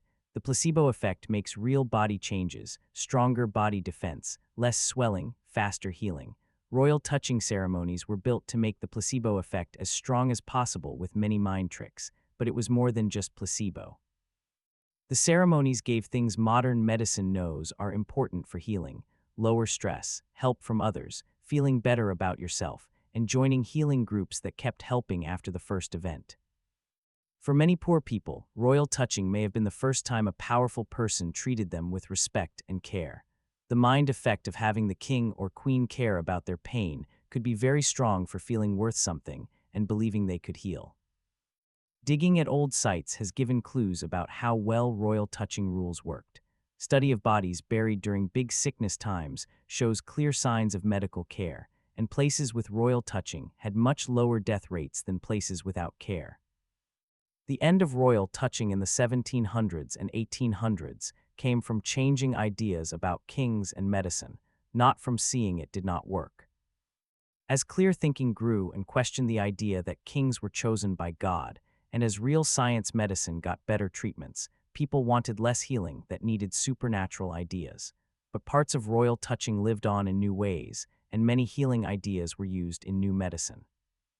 Seeing that mind and social things matter for health became basic to modern medicine. Today, as we learn again how important the connection between healer and patient is, royal touching does not look like old foolish belief anymore. Instead, it looks like smart understanding of mind and social sides of healing that modern medicine is only starting to fully value. The big ceremonies that brought kings and queens face to face with their poorest and sickest people were healthcare that put human respect, village help, and whole person healing first. We may not believe anymore that royal hands had God's power, but we can see the wisdom in healing ways that treat people as complete humans, not just groups of symptoms. As we watch dawn get stronger outside our windows, thinking about those ceremonies where kings and queens put hands on the heads of suffering people, we might think about what those events show about healing and the link between power and caring. Royal touch may have been built on wrong ideas about kings chosen by God, but it made healing connections that really helped people in ways that only chemical medicines sometimes cannot. The ceremonies showed ideas about human value, village duty for health, and the need for hope and faith in healing that are still important today as they were 1,000 years ago. In our time of high-tech medicine and proof-based care, we sometimes forget that healing has always been as much about human connection as about medical steps. Royal touching ceremonies remind us that sometimes the strongest medicine is knowing that suffering matters, that every life has worth, and that villages must give hope and help to those who need it most. The divine right of kings may be gone, but the human right to kind care lives on. Maybe that is the real gift of royal touch, not the questionable idea that kings had supernatural healing power, but the lasting truth that healing works best inside real care, respect, and human value. The sun climbs higher now, bringing full daylight. Our trip through medieval mysteries is almost over, but there are still stories to tell, still truths to find in the space between legend and history. As morning light grows stronger and night's mysteries start to fade, let me tell you about one of the longest-lasting and most troubling legends in medieval Europe. The story of the wandering Jew, a man cursed to walk the earth until Jesus comes again, because he laughed at Jesus on the way to the cross. For hundreds of years, this was seen as just a church story, a lesson to show God's justice and what happens if you reject Christian salvation. But as historians followed the beginnings and changes of this legend, they found something surprising. The story seems to come from real meetings, with people whose lives and actions matched the legend so well that people in the Middle Ages really believed they had met the real wandering Jew in person. The oldest known written version is from the 1200s, but the story was already told by mouth for a long time. The tale says that when Jesus was carrying his cross to the place of execution, he stopped to rest against the wall of a Jewish shoemaker's house. The shoemaker pushed Jesus away and told him to keep moving to his death. Jesus cursed the man to walk the earth without rest or death until he comes back. What made this legend different from other church stories was that it was said to be happening now. Unlike stories set in Bible times or faraway places, the wandering Jew was said to still be alive, still walking, still meeting people today. Writers in the Middle Ages often wrote down stories of people who said they saw him, always describing him as a middle-aged man with a special look who talked about old times like he was there. For modern historians, these sighting stories first seemed like clear made-up tales. But as scientists studied the reports carefully, patterns appeared that pointed to something more complicated. Meetings were often said to happen in faraway border areas or places going through big changes. The man was usually described as a lone traveler who came out of nowhere, knew a lot about far places and old events, spoke many languages perfectly, and left as mysteriously as he came. These details match a real kind of person from the Middle Ages, the long-distance trader, messenger, or scholar who crossed country and religion lines often. These people were rare but real, and their strange knowledge and looks could easily seem supernatural to small villages that almost never saw outsiders. Digging has given proof for this idea. Finds from medieval places show much more long-distance travel and sharing between cultures than people used to think. Study of traded things, borrowed words, and culture objects shows that even far villages were connected to big systems of trade and talk. The people who kept these systems going, merchants, messengers, pilgrims, scholars, often lived lives very much like the legendary wandering Jew. They traveled all the time, had no real home, knew many cultures and languages, and often kept the same work for many family generations, making it look like never-ending wandering to others. Some long travelers may have been Jewish merchants or teachers forced to move because of attacks and expulsions. Medieval Europe had many waves of hate against Jews that forced whole villages to run and start new lives far away. People who lived through these expulsions often had to wander, keeping family and business ties across huge distances. Study of old Jewish bones has shown much more moving and mixing than people thought, with families often moving hundreds of miles between villages. These moving patterns could make the same families or people show up in different places over many years or even hundreds of years, always as strangers with mysterious pasts and big knowledge of far places. To local people who almost never traveled, these repeated visits might really seem supernatural. Old records show real people whose lives matched the legend very closely. One interesting person is Cardophilus, named in several 1200s writings as a man who said he was at Jesus' crucifixion and was cursed to wander until the end of time. People who wrote about him said he spoke many languages, knew Bible events like he saw them, and looked young even though he said he was more than 1,000 years old. He was said to be a good craftsman and trader who traveled all over Europe and the Middle East, always alone, always moving on after short stays in villages. Modern study thinks Cardophilus may have been a real person, maybe a Jewish merchant or teacher who used this story to explain his long travels and strange big knowledge. By saying he was the legendary wandering Jew, he could explain why he was in far places and knew many cultures without giving away his real past or work. This plan would have been very useful for people doing secret jobs like carrying messages, spying, or trading rare things.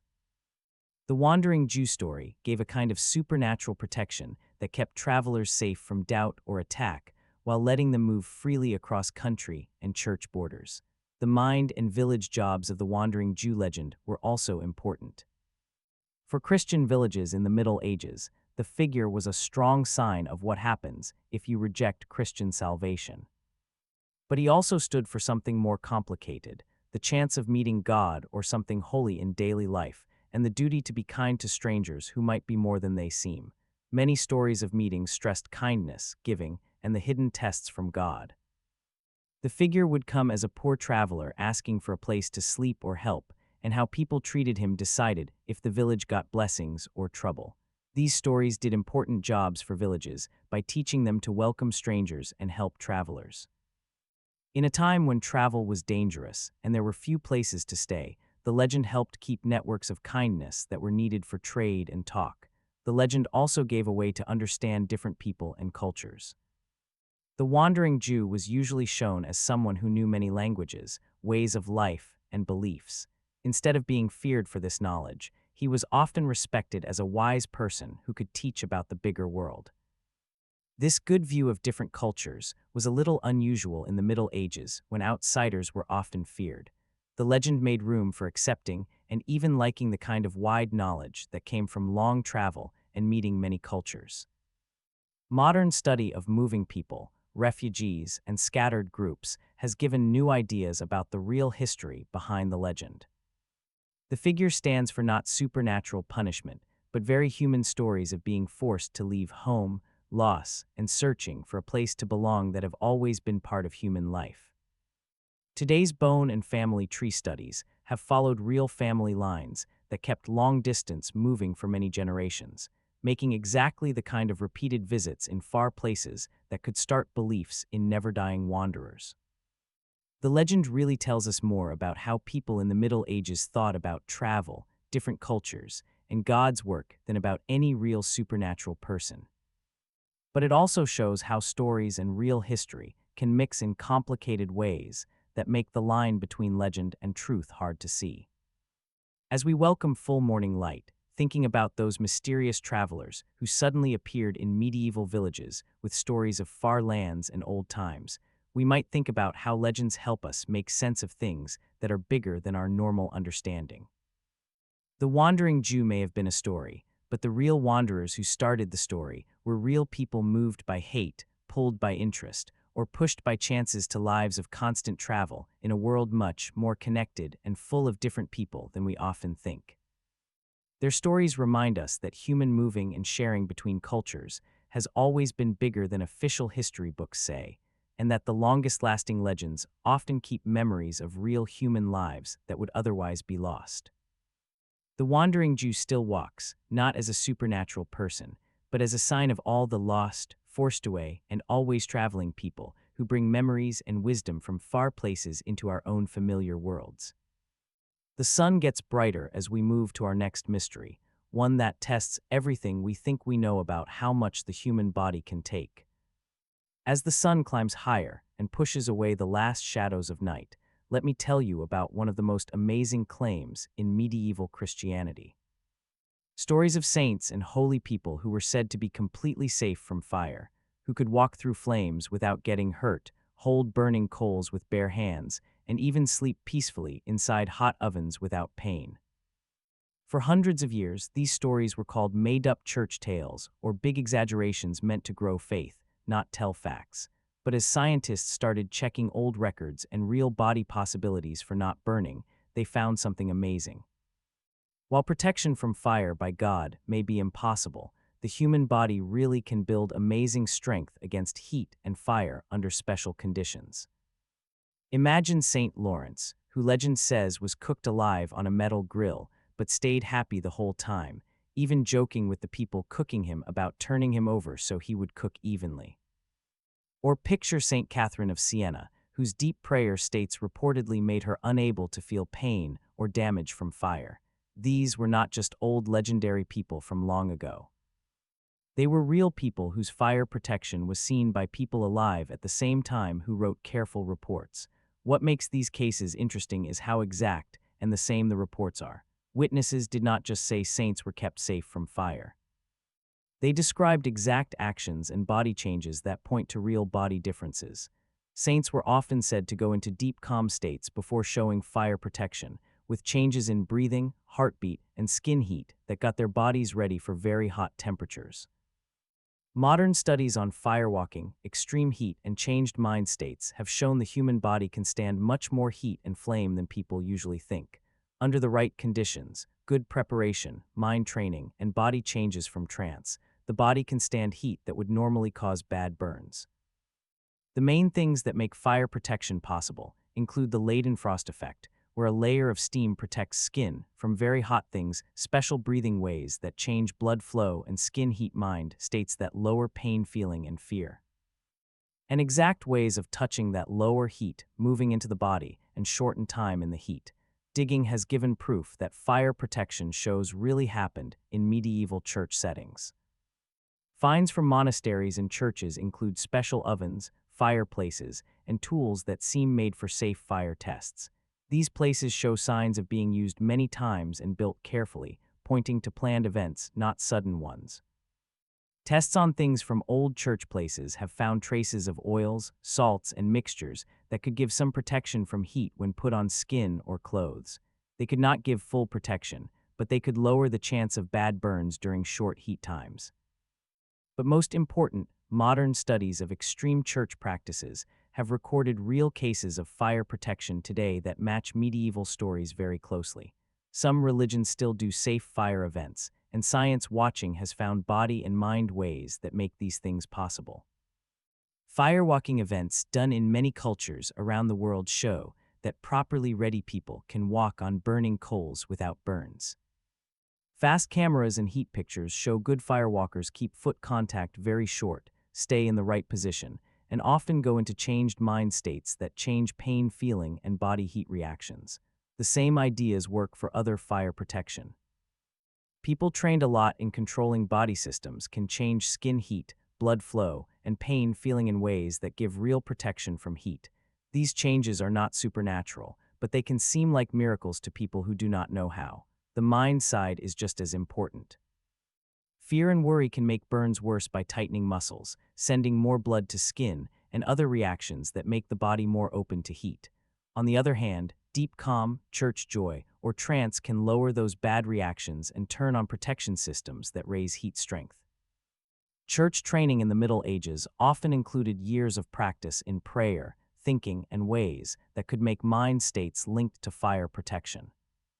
Saints who showed fire protection usually had years or tens of years of deep practice that changed their minds and gave them great control over body reactions. The church and village setting of fire protection events was very important for making them work. These shows usually happened during church services where people already expected miracles. The mix of church feeling, village help, and strong emotions could make the person stronger and make watchers see more. Old church records show fire protection events were often prepared for with long times of not eating, prayer, and holy getting ready. These practices could change body chemistry, lower pain feeling, and give better control over body systems that would make surviving fire more likely. But old records also show that not every try at fire protection worked. There are written cases of people who wanted to be saints, but got bad burns or died trying to prove their holiness with fire. These failures were usually explained as the person not having enough faith or having secret sins that stopped God's protection. Modern study of these failed cases gives understanding of the real limits of fire protection ways. Even in the best conditions, fire protection has strict limits for heat level, time in heat, and kinds of fire contact. Trying to go past these limits, because of too much confidence, pressure from others, or real belief in supernatural protection, could and did cause bad injury or death. Today's studies of extreme human ability keep finding new things the body and mind can do in special cases.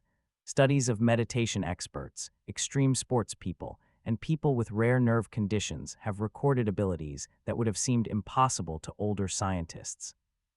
Some modern firewalkers and heat protection people have been studied with science tools measuring skin heat, pain reactions, and other body signs during fire time. These studies prove real fire protection is possible and have found the ways it works while setting clear limits on what can be done with natural ways. The meaning goes beyond just fire protection. Many other supposed supernatural powers given to medieval saints might come from real but not understood human abilities. Extreme not eating, seeming protection from cold, amazing strength, and other miracle actions might show special but natural human powers, not God stepping in.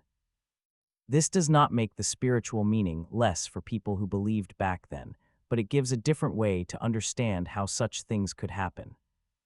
Instead of needing supernatural answers, fire protection and similar powers stand for the farthest edge of human ability, amazing but reachable states that appear when body training, mind getting ready, and perfect conditions come together.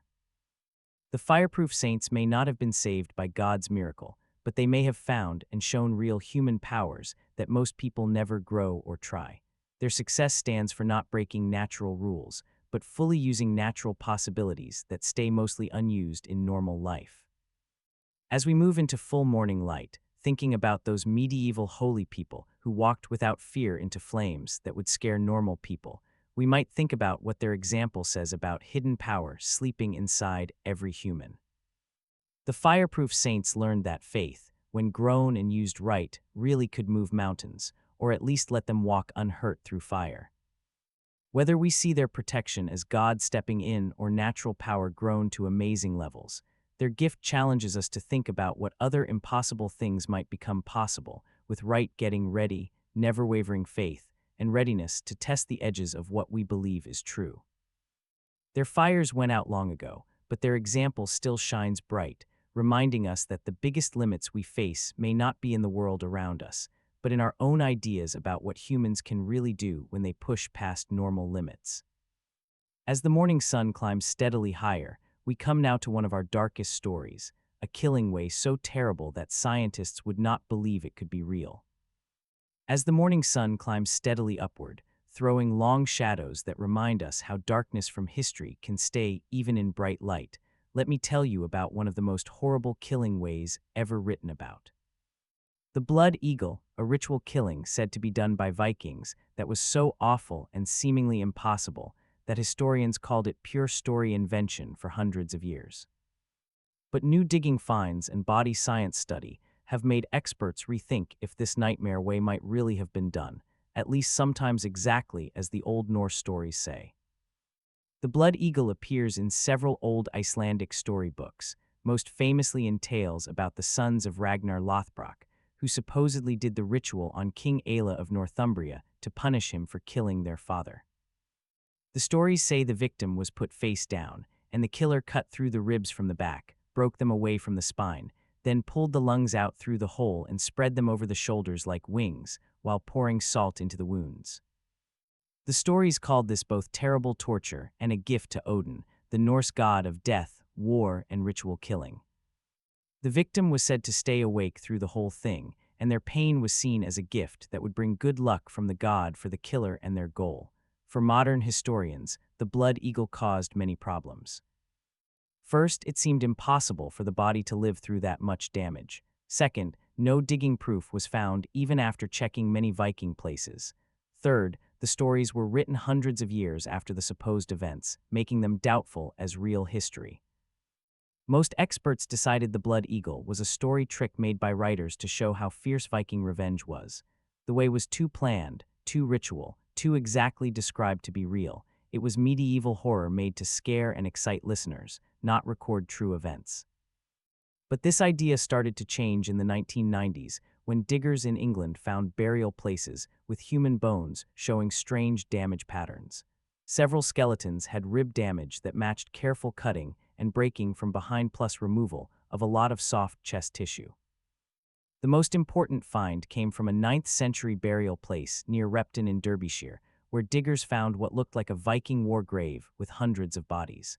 Among them were several people who had big damage to ribs and chest in patterns that closely matched blood eagle stories. Body science study showed cut marks on ribs made by sharp metal tools from the Viking Age. The pattern of cuts showed ribs were carefully cut away from the spine exactly as the stories say. Most important, the way the bones were placed and their condition showed the work was done on living people, not dead bodies. Computer models built from bone proof have shown the blood eagle way, while causing terrible pain, could be done on a living person and might let them live long enough for what the stories describe. The key is that cutting ribs from behind does not instantly puncture lungs, and pulling lungs out carefully might not kill right away. Still, the person would die soon from losing blood, shock, and not being able to breathe. The story claims that victims stayed awake and could talk through the ritual match what medical experts know about body reactions to extreme damage and staying awake under terrible stress. But most important, digging proof has been found not just in England, but in Scandinavia too, at places linked to religious rituals and royal burials. Several high-status Viking graves have people who seem to have died from blood eagle ways, showing the practice was not just war punishment, but also religious killing. Study of these Scandinavian finds has shown more details that support the ritual idea.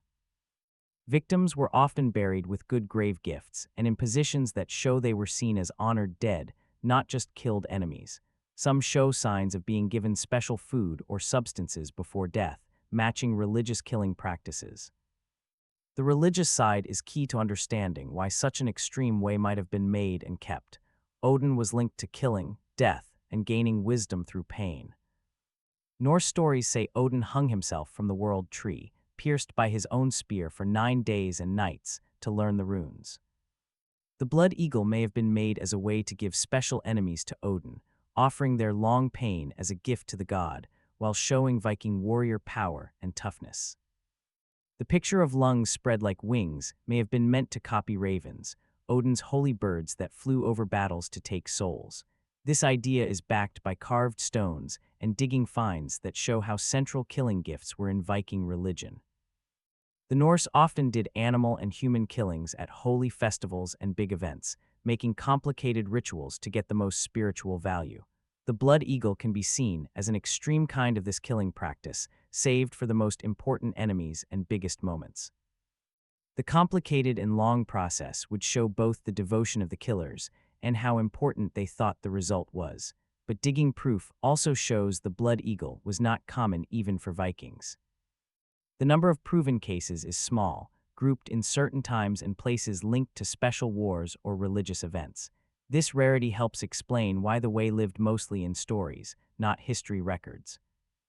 It was probably done so rarely that most Vikings never saw it, but dramatically enough that stories spread wide in Norse culture and were kept in spoken tales that later became written books. Modern body science keeps finding new details about how blood eagle killings were really done. Study of tool marks on bones has found exact kinds of weapons and tools used, while wound pattern studies have shown the order of cuts and the body knowledge needed to do it right. Some proof says blood eagle killers may have had special medical knowledge that let them keep victims alive longer and make pain worse. The exact cuts and planned ways show training and experience that went past simple torture or killing. This medical side raises scary questions about healing and hurting in Viking life. The same body knowledge used to fix wounds and save lives could be used to cause exact and long torture. Some experts think the blood eagle may have been done by people who were both healers and ritual experts in Viking villages. The mind effect on victims and watchers was probably as important as religious or war goals. The extreme way would make strong mind effects that went far past the people there. For Vikings who did it, it showed their power over life and death, devotion to gods, and readiness to do anything for their goals. For enemies, seeing or hearing about blood eagle killings would cause terror and break fighting spirit that could change war results. The blood eagle stands for one of the darkest parts of Viking culture, readiness to cause extreme pain for religious and war reasons. But it also shows complicated ritual ways and deep belief systems that marked Norse society at its strongest. As we move deeper into mourning, thinking about those ancient ways that pushed human cruelty for holy reasons, we might think about how thin the line can be between religious love and planned violence, between honor and horror. The blood eagle reminds us that some of the worst parts of human history are also some of the most real, and that our ancestors could do both amazing creating and amazing cruelty in their tries to understand and change the forces that shaped their world. The sun climbs higher now, and as we near the final mysteries of our trip, we carry the heavy knowledge that humans can do both amazing kindness and horrible cruelty, sometimes in the same culture, sometimes for the same beliefs, but gentler mysteries are coming. As morning light grows stronger and we get ready to leave the deepest mysteries of night, let me tell you about one of the strangest happenings in medieval Christianity. The incorruptible saints, holy people whose bodies were said to stay perfectly fresh long after death, showing no rot even after many years or hundreds of years in their graves. For many years, these stories were called church cheating or wishful thinking, the kind of miracle claims that simple believers might accept but clear thinkers could ignore. But modern body science and digging study have shown that some of these cases seem real, that under special conditions, human bodies really can stay very well preserved for amazing lengths of time, and that medieval claims may have come from careful watching of real events, not church dreams.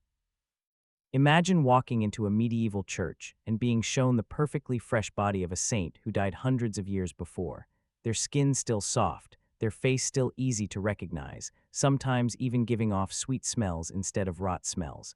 This was not a one-time miracle. It happened again and again, and the Catholic Church finally made it part of the process for calling someone a saint as proof of God's favor. The tradition goes back to the earliest Christian centuries, but was strongest in medieval Europe, where preserved saint bodies became places people traveled far to see and pray to. Unlike Egyptian mummies that were made on purpose, incorruption was believed to happen on its own through God's power. What made these cases different from normal keeping was not just no rot, but special details.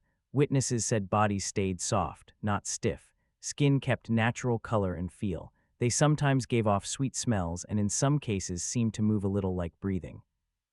The most famous cases include Saint Catherine of Bologna, whose body stayed lifelike for hundreds of years after her death in 1463, and Saint Bernadette of Lourdes, who showed no rot when dug up many years after her death in 1879. These were not just medieval legends. They were recorded cases that church leaders checked carefully.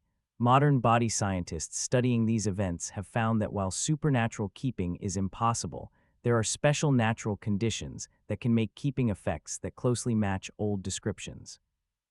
The main things are very dry places that stop bacteria, steady cool temperatures that slow rot, soil with chemicals that stop acid rot, and no air. When these things happen together, human bodies can stay very well preserved for hundreds of years. The keeping is not perfect. It is not the same as being alive, but it can be amazing enough to seem like a miracle to people who do not know the science. Digging study of medieval burial places has shown many spots where incorruptible saints were buried had perfect natural keeping conditions. Churches built on high dry ground, stone tombs that kept steady temperature and wetness, and burial ways that kept air out all helped make these conditions. Tests on soil from saint burial places have proven minerals and things that naturally stop rot. Some places have keeping conditions like famous digging sites where ancient bodies stayed fresh for thousands of years. But most important, modern science tools have been used on some supposed incorruptible saints when the church allowed checking. The results are mixed but give light. Some supposed fresh saints were found to be part or all fake, wax covers over bones or bodies that were secretly preserved, but others showed real natural keeping that can be explained by science, not God stepping in. Saint Bernadette, for example, was found very well preserved when checked in the 1900s, but science study showed the keeping came from the special cool, dry conditions of her stone tomb, not a miracle. What makes these finds interesting is that they do not automatically make the religious meaning untrue for believers. Medieval Christians who saw these fresh bodies were seeing real events. They just understood them with the ideas they had. The fact that certain holy people were buried in places that helped keeping might be seen as God working through nature, not against it. From this view, incorruption becomes a sign of God using natural ways instead of breaking natural rules.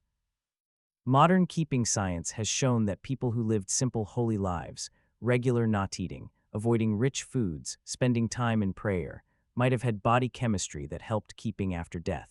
The same habits linked to being holy might also make conditions that helped incorruption.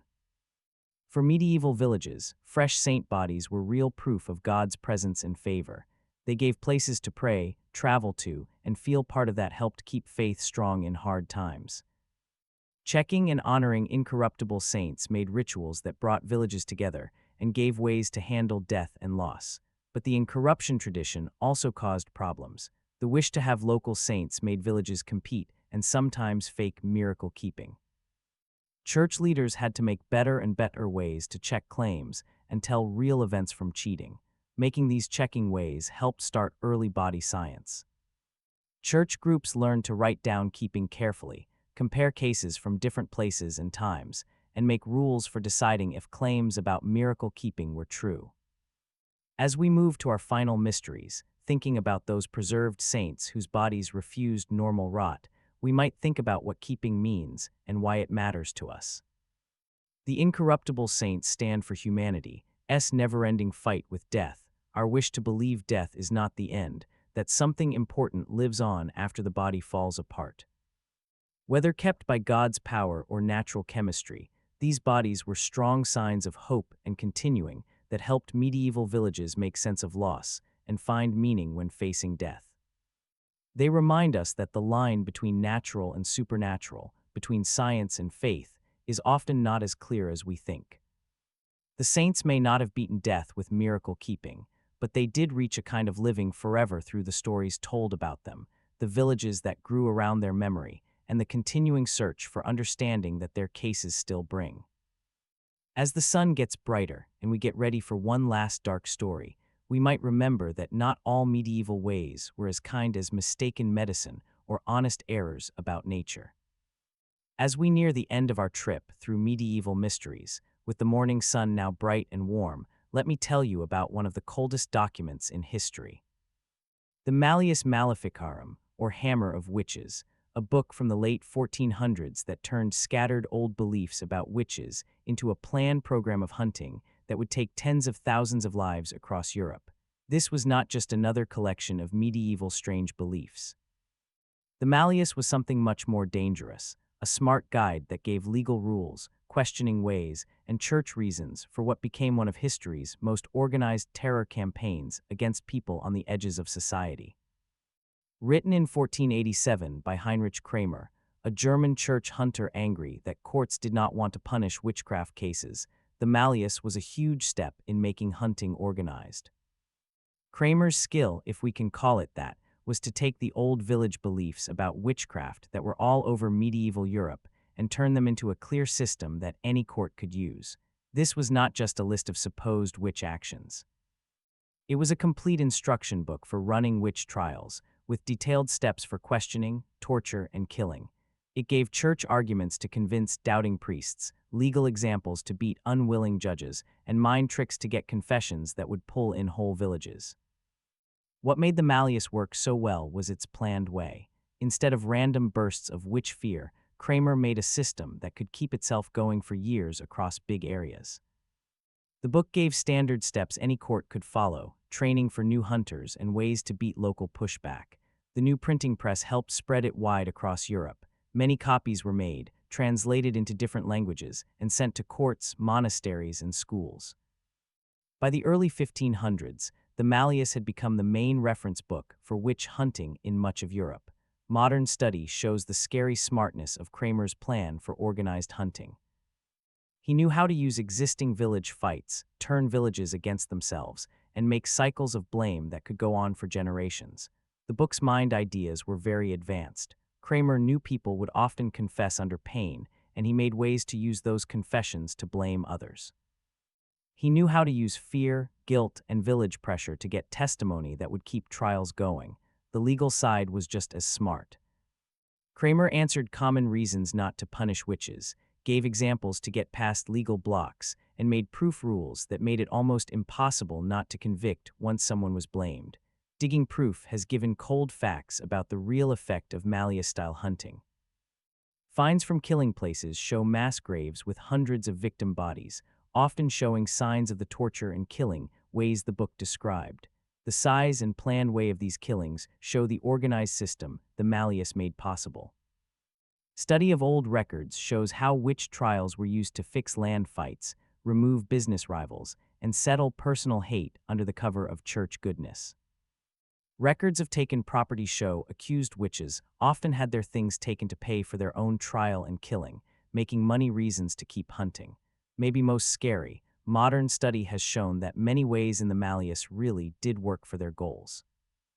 The planned way did succeed in killing accused witches, breaking old practices, and making new ways to control people.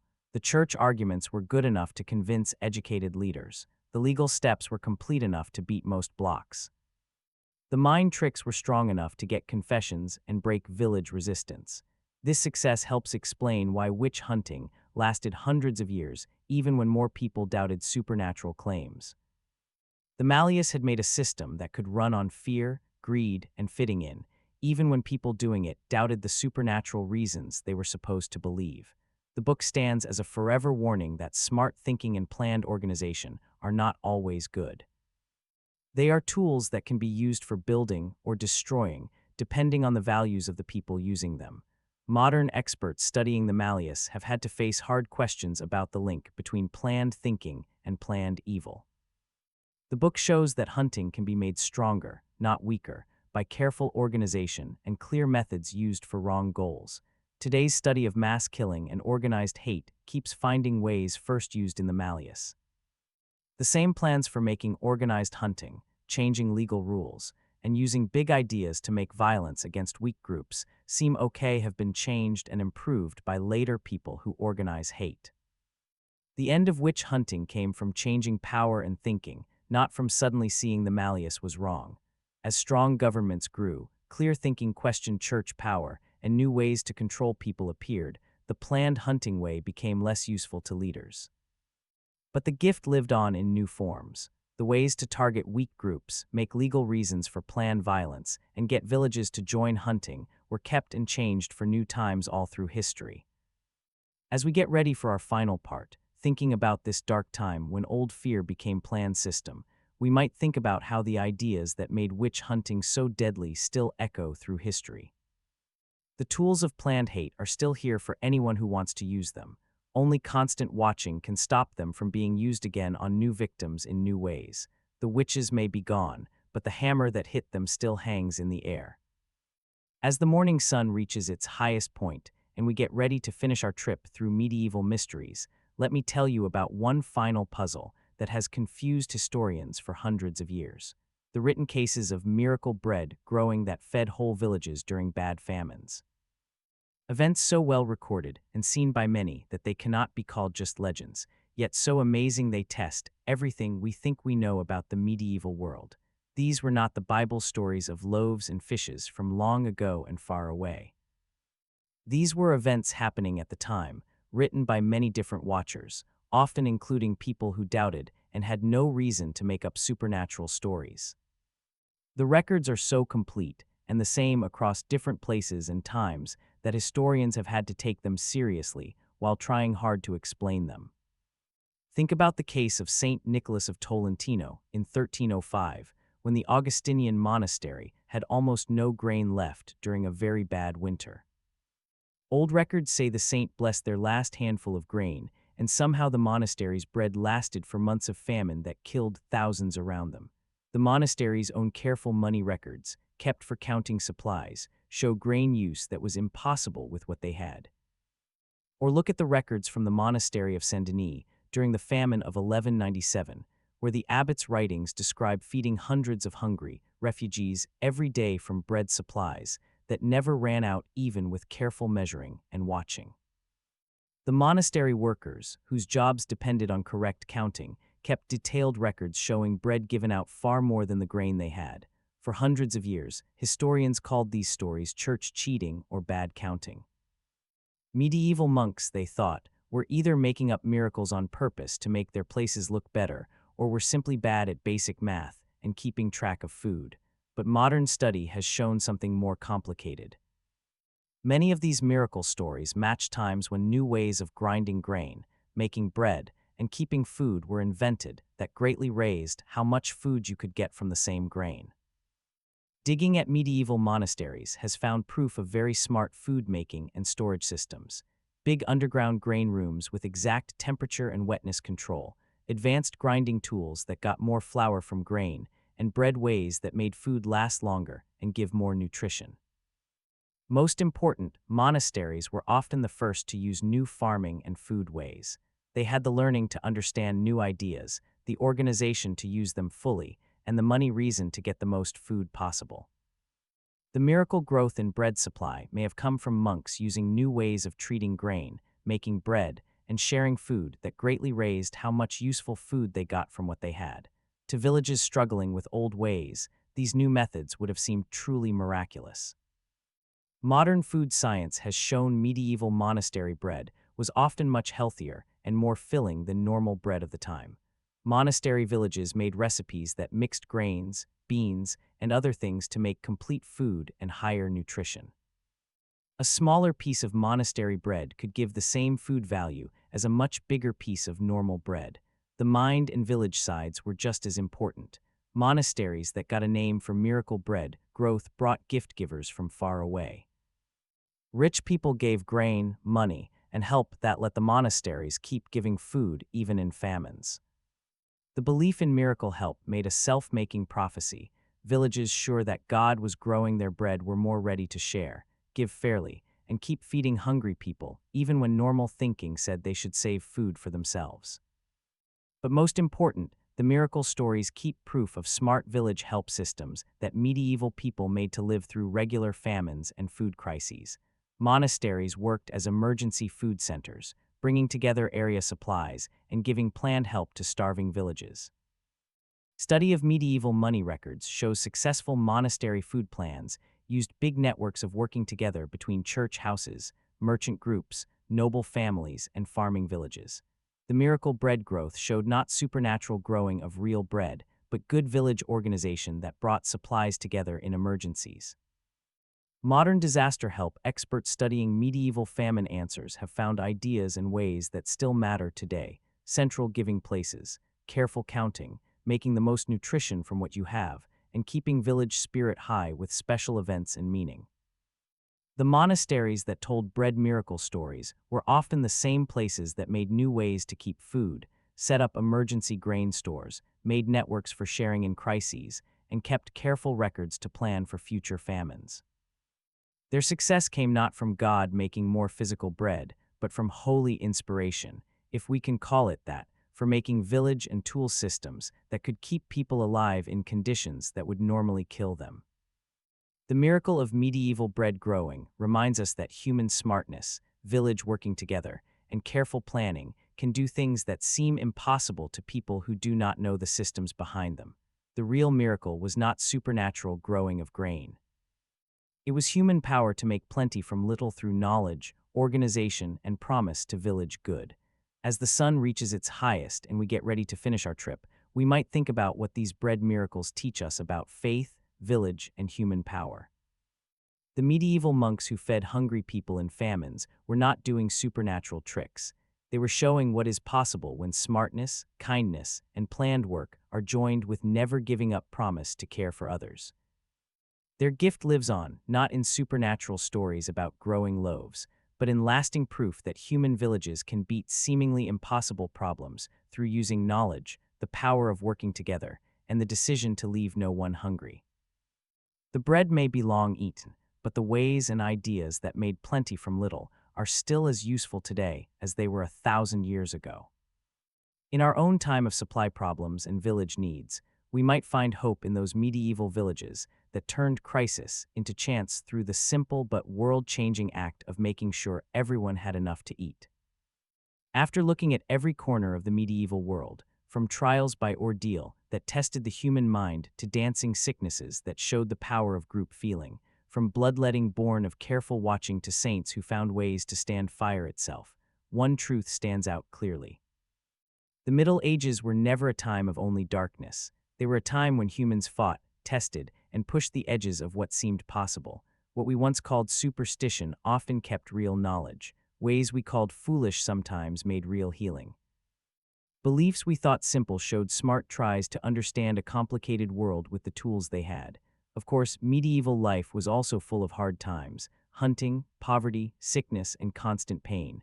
But inside that fight, our ancestors showed strength, smartness, and bravery that deserve respect. Maybe the greatest lesson of all is that mystery and knowledge, darkness and light, are not enemies. They are partners in humanity's never-ending search to understand the world and ourselves. And that, my friends, is the real story of the medieval world. It was not just shadows between times of light, but a living proof of the power of human interest, smartness, and hope. Thank you for coming with me on this trip through medieval mysteries. If you liked finding the truth behind the old stories, please like and subscribe for more stories of what life was really like in the past. And remember, when the modern world feels too much, take heart. Our ancestors lived through far worse and still found meaning in the mystery.